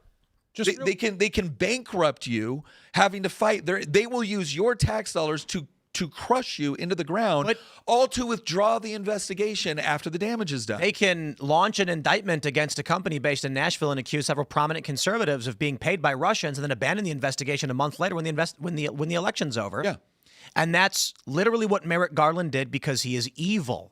And it's funny because, you know, I always bring up my buddy in the poker room who's like, you're always calling Democrats evil. And I was like, well, maybe when the AG lies about you, intentionally misrepresenting everything with no evidence, and then you get death threats because of it, you might understand. But to the people who don't really pay attention and they're just passively absorbing news, they don't get it. And I've had to explain to people, I said, listen, for you to truly understand where we are, we have to go back in time 10 years. And there's so much information you have wrong. So I was talking to this guy and I said, Donald Trump never called he never called Nazis fine people. Yeah. And it's fascinating because, not to single out any individual that I was just talking to, but I'll use an example from this show. When we had, what was her name? Is it Tara Palmieri? Was that her name? Yep. She didn't know, and this was this year, she didn't know Trump never called Nazis fine people. Yeah. She genuinely still believed that lie. And that's the world they live in. Yeah. Not only that, but I have friends that have said things like, oh, well, you know, maybe he didn't actually call Nazis fine people, but he was there that day with them. Yeah. He was there talking. So he was at the neo-Nazi rally. Yeah. Even though, according to like Trump, I don't think he was actually at the rally. He was doing a press conference. He wasn't anywhere near. Yeah, was he? He wasn't even near it. Was he in New York? I don't know, but he wasn't anywhere near Charlottesville. Yeah, so like he didn't go there. No. But people are under the impression that he was there at the rally with him. And, the truth doesn't matter. Well, you saw what the BBC did. I mean, the BBC deliberately edited speeches in order to make it look like he had called for people to go over to the Capitol on January 6th. Yep. Who was it? Matt Van Swol. He just came out and said, I think it was either today or yesterday. He said, I just learned for the first time that the whole hands up, no shoot or don't shoot was a complete fraud. Just today. Oh yeah, just today. He's like, I had no idea that this guy didn't put his hands up, didn't say don't shoot, didn't do any of it. He literally charged a police officer, tried to take his firearm away from him.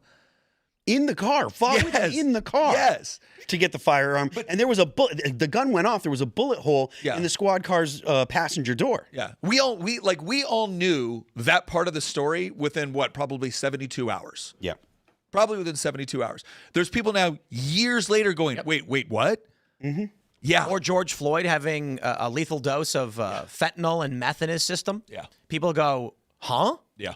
And they vote. And they're voting for Afton Bain. And the fact that these things are untrue, and it was the foundation for a movement that, 7, 8 years later, 9 years later, 8 years later, 7 years later, because Ferguson was in 2013. 7 years later, literally burned down multiple cities across the country. Right? Just massive amounts of rioting. Which, by the way, were not demonstrations of left-wing ideological political violence. No, not at all. Not demonstrations of that. According to all of those hate trackers, the killing in Portland, the riots don't count as left-wing violence. Nope, of course not. No, but if a skinhead gang gets in a fight with a Hispanic gang over drug turf, that's right-wing ideology. A skinhead gang gets in a fight with another skinhead gang. That's right-wing violence. White guys kill other white guys, it's white supremacist. If a white supremacist punches his wife, it's right-wing violence. Yeah. And here's the problem. The problem is conservatives take the bait every time. Yeah. Take the bait. So I think less so. I think less so now. I maybe, but still prominent, where I hear the debate all the time where someone will say something like the right commits, way more violence, and the conservatives respond with, oh yeah, but the left does this. Instead of saying, brother, I'm not going to sit here and defend white supremacists punching anybody. We are not part of the same group. Yeah. So if you want to make an argument about white supremacists, fine. If you want to make an argument about conservatives or Republicans, whatever you want to make, fine. When they say the right is responsible for X, what they're actually trying to do is saying the run-of-the-mill working-class Republican is the exact same thing as a skinhead neo-Nazi guy chasing down black men. Yeah. And then Republicans go, well, but the left does this or that. My response is, oh yeah, if you mean right isn't like the white supremacists, fine. But let's separate them and we'll all agree to condemn them. Okay, of regular Republicans, oh, now it's 0. Yeah. Oh, among regular liberals, it's 27,000. Yeah. Well, this. I was speaking at University of Alabama on this, and I would say, look, the bottom line is, one, you're associating to typical conservative stuff that's done by like extremists, and then you're completely negating stuff done by Antifa. Right, there's an intellectual dishonesty here that has reached a critical mass, and this again, I think this all goes back to Gramsci with this whole idea of you take over culturally shaping institutions, and then you use their credibility, their stored up credibility, in order to push your agenda. The problem now is that when you use those kind of statistics to try to push this narrative that 80% of political violence is on the right. I'm looking at them now going, you understand that doesn't cause me to go, oh my gosh, is that true? I know it's not true. Well, yeah, but this study said it, or is it all that? Okay, all you have done is reinforced my belief that institution, the people conducting those studies, the organizations that put it out there are co-opted.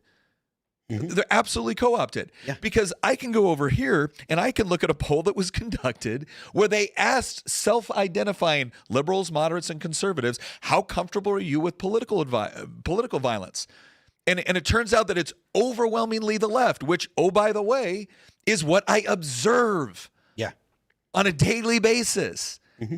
So it's like you can't continue to wear these culturally shaping institutions as a kind of like skin suit and demand that I give them the same credibility that they earned decades ago when they actually engaged in either objective journalism or objective analysis.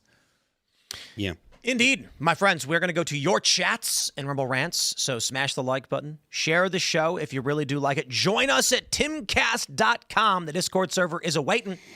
And community, my friends, is our strength. I did this video this morning talking about the radicalization of Gen Z, and it's because of community issues. People don't have neighbors anymore. Well, if you go to timcast.com, you click join us, and you get in our Discord membership, you will find a massive community of people, some who've even got married. But there's early shows, there's after shows. It's true. Yeah, I think we've had like 5 couples. They met. And listen, if you're a fan of the show, you probably have a similar understanding of the news and worldview. It's probably not the only show you watch, but you're in the Discord, you're going to find like-minded individuals, and maybe you'll even disagree, debate, but you'll have a similar moral structure, and unity is our strength. Not to mention, we can't do this without you.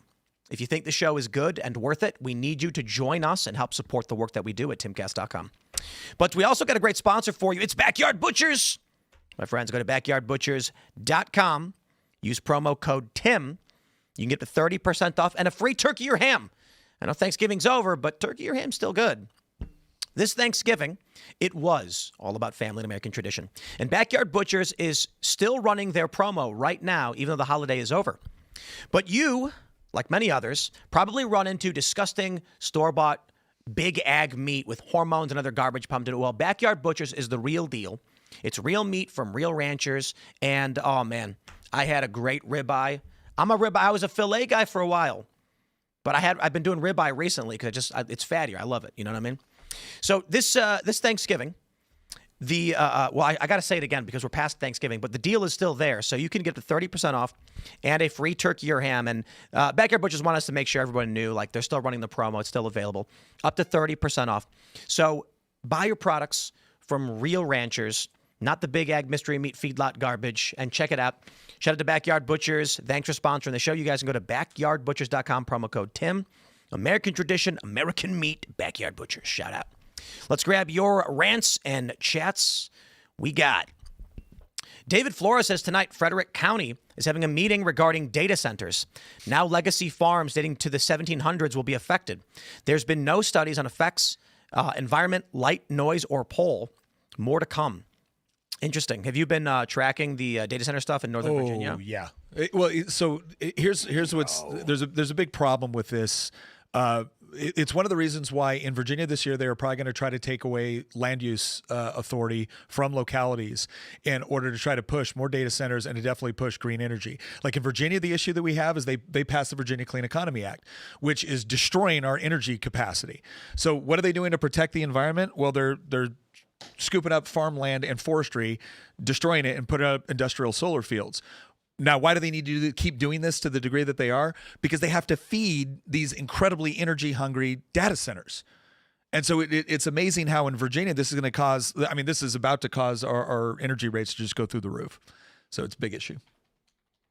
It's kind of scary to think the amount of power that these things need, and to know that the federal government has made it so difficult to build power plants, whatever types they are. I know that the left wants to see all kinds of, green energy and stuff. Personally, I'm of the opinion that you don't get any more green energy than nuclear power. And if you want to build a nuclear power plant, it's like 10 years before you'll be able to get any power out of it if you start today. I'm so busy all the time.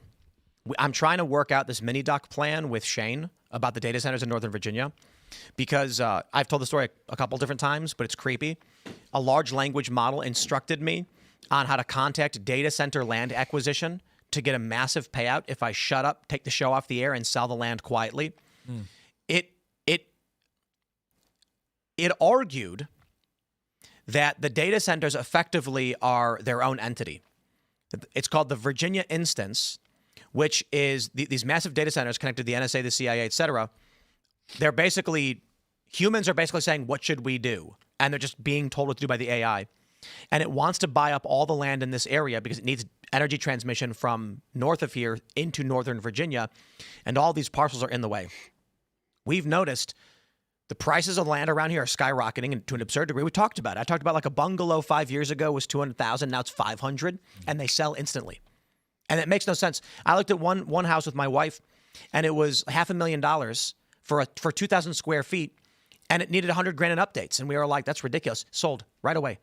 And so all of this is really weird, but the AI said there are Delaware limited liability partnerships quietly buying up plots of land They're trying to create large acreages to build data center transmission lines to go into the big data centers in Northern Virginia.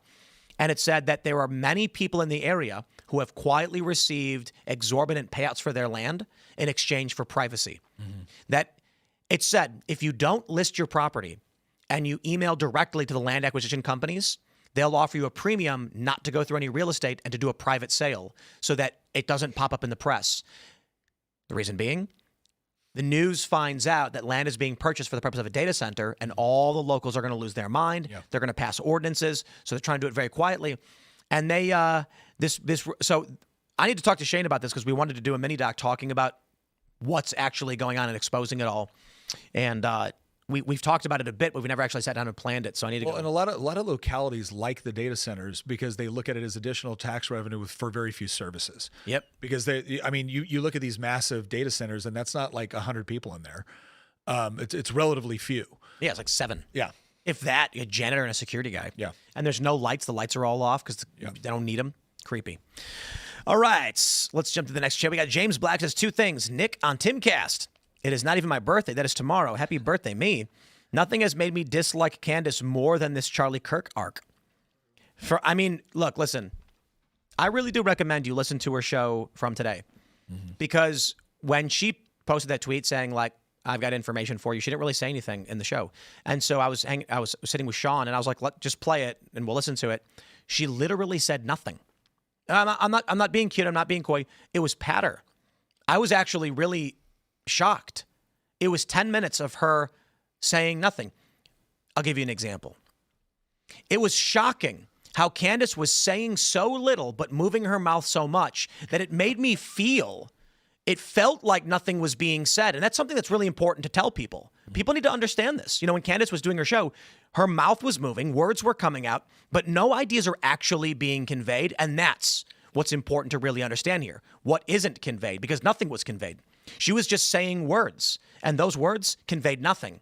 That's how I think and feel. And you know what? I wouldn't lie to you about it. I wouldn't mislead you. She was actually just not really saying anything as she was talking for a long period of time, just like I am doing right now. How long until she accuses you of being Jewish? Over or under 3 months? What if she's just like, she refuses to say anything about me, but she just attacks you? I'd be the low-hanging fruit, I guess. It would be. That's one big-looking yarmulke. I don't think our show generates enough buzz for her to mention. Oh, I disagree. I think she has a lot of respect for you. And I think she knows the show is very important. And I think this will get a response. I mean, maybe. You know, the thing is, like we were looking at that story, talking about how much money she made. There's Twitch is a big problem right now with bots. There's a reason why people buy bots to make their viewership look bigger.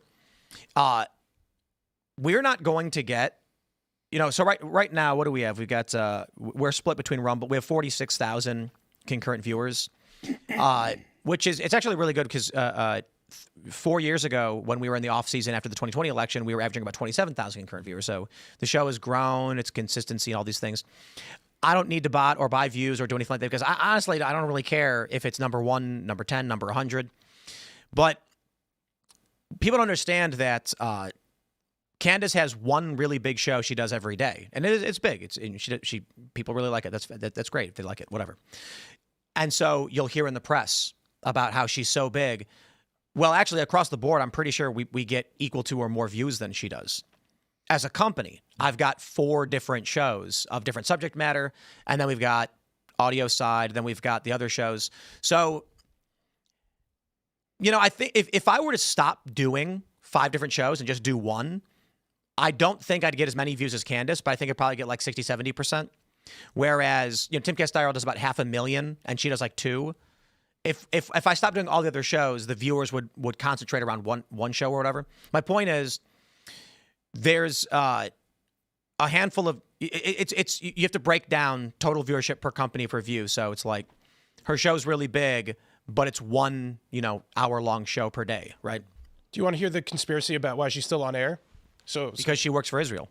And Israel is, and that's why Nick Fuentes is banned and she's not, because Nick, they don't want to actually, so Nick is a wild card no one controls, and he says things that are dangerous to Israel, but Candace is controlled opposition who literally worked for the Daily Wire and then goes rogue and disappears from the company, but then she's propped up on YouTube and Spotify, as the acceptable anti-Israel, and she sounds crazy and everyone's disparaging her, and Nick Fuentes is banned from every platform. She is a dumb black woman that makes anti-Semites look exceptionally low IQ. Like, her brand of anti-Semitism is extraordinarily low IQ. I think anybody with any media literacy looks at her shit and goes, wow, what a moron. Well, I mean, obviously you're personally offended by the things that she says and does. Well, I just think it's so naked. I thought she was dumb when she was pro-Israel too, which she was very pro-Israel in the past. My point is this. This is the sin of Ben Shapiro, the Jews dealing with the sins of Ben Shapiro, platforming again this DEI right-wing commentator.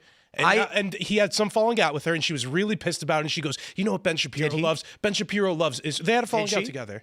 Did they? Yeah, definitely they did. Answer me this. Well, I had a text that said so. Somebody texted Answer me this, Elaad. Why does YouTube prop her up, promote her on the front page, make sure she gets millions of views for everything she says about Israel? Nick Fuentes can't have a YouTube channel, and Spotify banned Nick when he actually got his show up, but Spotify props up Candace. It's a DEI candidate. She is the DEI right-wing commentator. Why? And they can't cancel black women. It would be racist. That's totally why. I don't think so. Yeah, that's what I think it is. Honestly, I think the reason that Nick catches so much flack is because Nick's delivery has always been trolly. Yes, he says things intentionally to get people riled up. Kind of like when Candace Owens says Bridget McCrone's a man.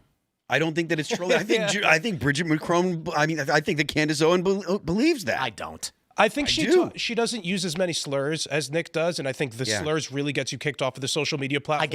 I get that, but doesn't explain why he can't even have the channel. It's one thing that if he makes a channel and then they give him a strike for saying a racial slur.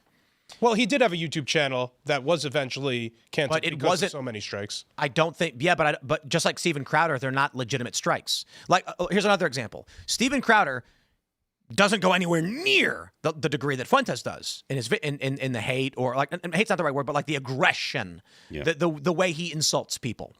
Yet they give Crowder strikes like hotcakes, but not Candace Owens.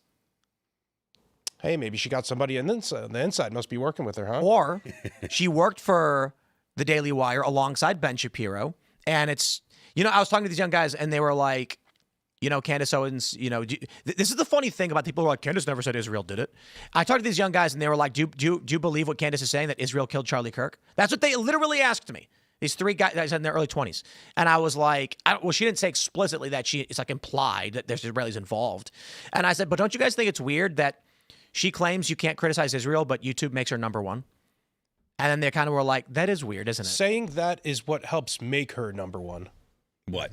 Saying that she can't talk about Israel. The conspiracy around that is why it's always the idea of I'm the victim. I'm the victim. It is kind of funny though. It's like, clearly you're allowed to criticize Israel because she's number one. Like, it's fascinating too, because she used to be like the anti-victimhood mentality type person. That used to be like her catchphrase at Blexit. I still remember those days where she's like, I'm against victimhood mentality, but now all of her content is about her. Here's a good one. One goat says, Candace Owens, Ian Carroll, Nick Fuentes, Valhalla, and others of the future. We're done listening to these whiny retards dishing out their dumb opinions. We want truth, evidence, and facts. And then I think it's those middle finger emojis, Tim Tool. The funny thing is, Ian Carroll once claimed I was trying to buy the Daily Wire. He did. Crazy. He did. He literally came out of the story, and I don't get to be with even Ian Carroll, but he was like, Tim Pool was trying to buy the Daily Wire, and it's like, yes. Yes, I have that much money. Wow. That's amazing. I think he also... go on. No, it's just, it's remarkable, the insane-ish that comes out of this sector of the internet, where they claimed the Daily Wire owned a portion of Timcast. They literally were spreading rumors that that Daily Wire was a minority holder of Timcast, and then at the same time they said I was trying to buy the Daily Wire. Here we are 1 year on from this retarded BS, doing the same thing we've always done, and it was really funny because I had someone ask me and they were like, "Is this true that you're trying to like buy out the Daily Wire?" And then I was just like, first of all, that's insane. And they were like, well, but what about the rumor that they own a piece of Timcast? And I said, give it a month. And then what happened? We signed a deal with Rumble, and we announced that we're with Rumble. And we have this YouTube short that's just constantly viral about Timcast on Rumble. It got like 500,000 views in the past 2 days. It gets like 1 million. It's got 3 million views. And all of the BS these people were spewing, and I'm not saying Candace specifically, like this sector of the internet. I was like, I'm sitting here having a conversation with Rumble about, bringing IRL live to Rumble, doing Rumble Premium. like, we got a bunch of big plans that we're working on with Rumble. I'm like, who makes this stuff up? It's crazy. I was actually reviewing some other stuff since you mentioned Ian Carroll, and it reminded me of this tweet that he released on March 29th, alleging that there's an RFK Jr. blackmail story breaking from multiple angles that Candace Owens also pushed. These retards push so much bullshit that it's really hard to forget the actual dumb shit that they push. And again, why does this matter? Why is this an issue? It's because instead of, again, paying attention to the important political stories or engaging in politics in a serious way, it's easy to digest this stupid Netflix true crime type bullshit that really, I don't know, gets your brain going, gets the adrenaline running, but isn't necessarily true. It's baseless. It's not based on anything but conjecture and text messages that people are just sending each other. Quantum Cool says Candace is a Fed. She's trying to destroy Turning Point USA to what? Get rich and cover for extreme trans ideology. She never left the left. Her views are full of bots. I think she's appealing to third worldists. I think that's what it is. I think like the Arab person that you met, they're just happy when she blames anything on Israel. Oh, there's what, 1.6 billion Muslims? Maybe we should start doing appealing to Muslims, huh? Appealing to Muslims? You're gonna convert? You're gonna abandon? No, God forbid. I would revert. I hate how they say that. It's the most arrogant thing a religious Muslim could say. It's like, oh no, you're not converted. You're coming back. And like, no, buddy, I'm a Jew. It's just like when they say Christ was a Muslim. Yeah. Oh, everybody knows All right, he was let's Jewish. grab this one. Let's be real here. We got Yaki Indy says, why is no one talking about how weird their marriage is? No romantic talk, and him attracted to her power so much that he proposed after 17 days. Nothing to see here. Is that what it was? It was. Yeah, it was quick. Like 2 weeks they got married. Yeah. I got 2 weeks and proposed. I don't know. It was 2 weeks and married. I'm gonna say this, guys. I really do recommend you watch the show she put out today, because I can't remember who said it, but someone in here, someone in pre-production, we were getting ready to say it. It sounded like she was in love with Charlie. I'm not exaggerating. I'm not being cute nor derisive. She talks about how she used to like send him texts saying, I feel like an alien, and he'd respond with, I'm a time traveler. I'm not joking. Mm-hmm. That he's like, I'm a time traveler, and stuff like, I believe in you. And she tells stories about how he would ask her, she was like, I was always his wingman. It really sounds like she is the friend-zoned, like she was in love with him and he cast her aside, and she's very jealous. And maybe the reason, I'm not trying to be cute. This is You think not she has a thing for white men?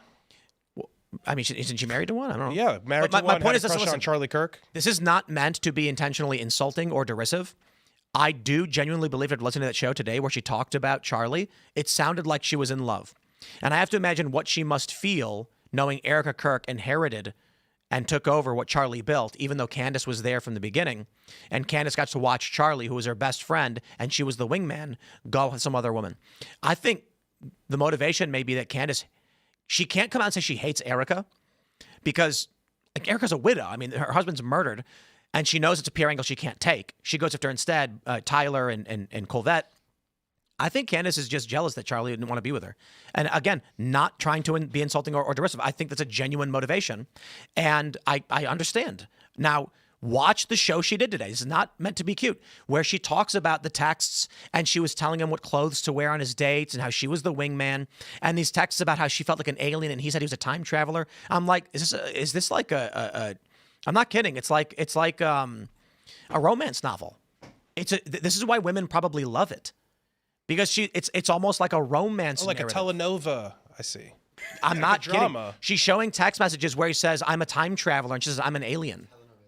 Telenovela. I don't speak Spanish, baby. Come on. America only. J.H. Waters says, someone explained to me how Candace is on the front page of YouTube's featured, yet the only time they put Timcast IRL on the featured is an episode from 5 years ago and is YouTube's members only. This is the weirdest thing. YouTube has featured for a year now an old episode from like the first 2 weeks of Timcast IRL that is members only. I don't know why it's members only. I don't know that we ever did that, because I don't care if people watch the first episode. I get that video all the time, by the way. Yes. Yep. Very, very odd. Members only in like a weird studio. It's our first studio in the basement in Jersey. Very weird. With Adam. And it says YouTube featured on it, and it makes no sense. I don't get it at all. Very weird. I don't know. Good episode of Timcast IRL. So you aren't like promoting those in any way? No. That's so weird, because I get them all the time as well. Yep. Me and Andrew All the talk about time. it. It's weird. Interesting. It's so weird. I don't understand. Why won't it just promote like the show now? Yeah, like, I get that promotion, and I get almost zero promotion for our current. Wait, hold on. Maybe there's a way we can we can do something here. Let's go to that video and make a thumbnail. Yeah. Oh, that's genius. Need title and thumbnail very, very similar. and have it be like, just have it say subscribe to subscribe to Timcast IRL. I've got IRL pulled up right now, and that specific video is over in the on the right side. It says premium, like members only stuff, right? On the bottom. Yeah. So YouTube maybe featured, members only. Okay, I'm gonna pull up breathing Elon's Musk. New trend has kids licking toilets. Is the There it is. Look at this. No joke. Yeah, there it is. YouTube Yeah, featured right here. That's what I'm talking about. It's everywhere. New It's trend that has one kids exactly. licking toilets. Yeah, it's from some- it's 5 years ago. The coronavirus challenge. Yep. Dude, it's you know what? I mean, we should just if we maybe it's featured because it is members only. And I don't know why it's members only. It might have been that at some point 5 years ago. I don't know. The YouTube algorithm has been trashed for some time, frankly, so I wouldn't be surprised if You know what? I'm just not going to do anything. I'm going to leave it as is because it's promoting it like crazy to people, but it's free advertising. So, you know, if it ain't broke, don't fix it. I don't know why they're promoting it, but whatever. Also, this song Breathing Elon's Musk is hilarious, by the way. All right, what do we got here? What is this? Kay Gorski says, enough Candace, please. I hate to say it, but while I agree on the sentiment of, like, does her story really matter? It got to the point where it did. It got to the point where she put out a post and got 8 million views insinuating Turning Point's involved in his murder. And it's like the 5th time she's made these insinuations. So it's like, yeah, it's affecting people. All right, what do we got?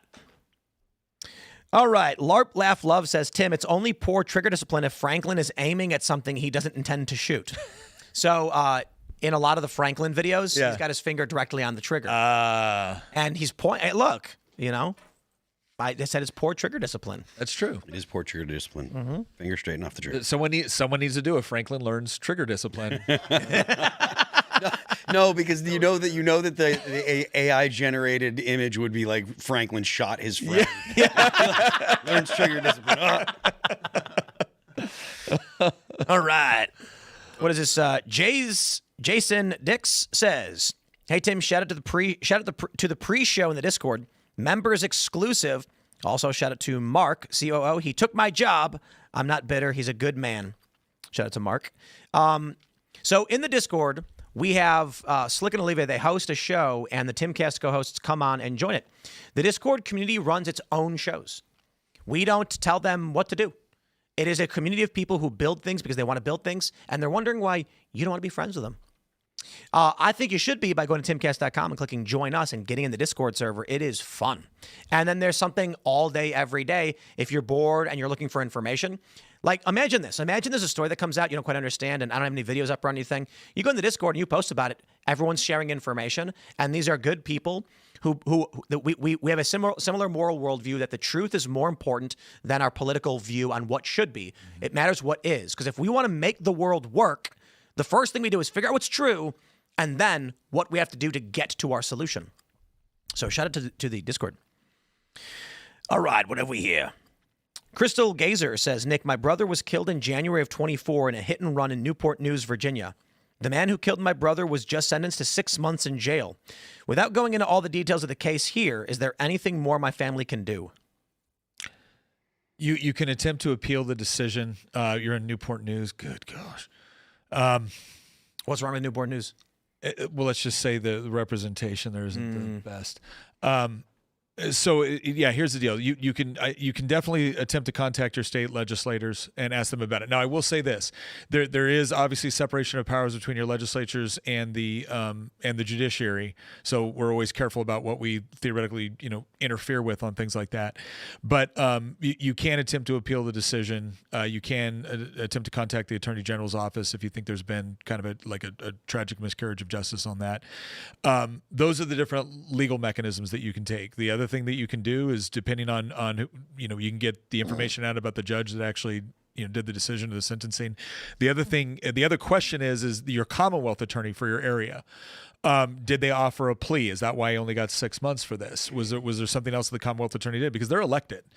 And so you can theoretically go after the Commonwealth attorney during the next election cycle. I wish I could give you like a better response on the things that you could do to try to correct for this, but those are the various mechanisms available.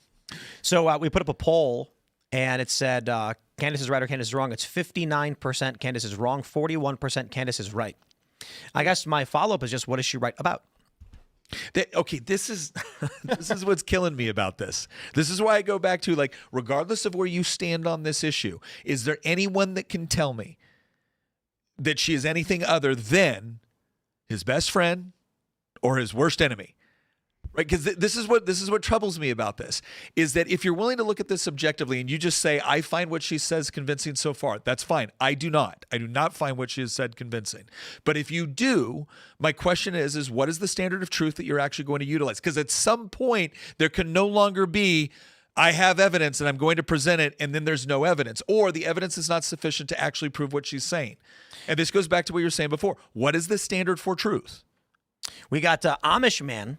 He says, Tim is going so hard against Candace, it's almost like Israel paid him. Amish Man, you are a retard. Like, this is the crazy thing. That you always have to be paid by someone else. Yep. Like, a business can't just exist. Yeah. You know what I mean? Like, I did a poll. 40%, 60% right now. 40% say Candace is right. Well, brother, you paid me. Bro, you sent a $5 super chat to me that I'm going to use to do this show. It's crazy that it's like you can literally see the super chat money come in. Yeah.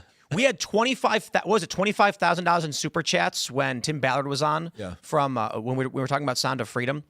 And it's just like, how does Tim get his money? I don't know. There's like 10 million subscribers on all the platforms. We have Discord with tens of thousands of people in it. Why does it have to be Israel paying me? I constantly get that I'm an Israeli shill because the dudes that owned the label that All That Remains used to be on were Jewish. So because they're Jewish, I'm an Israeli shill. The super chatter's outing himself as Israeli.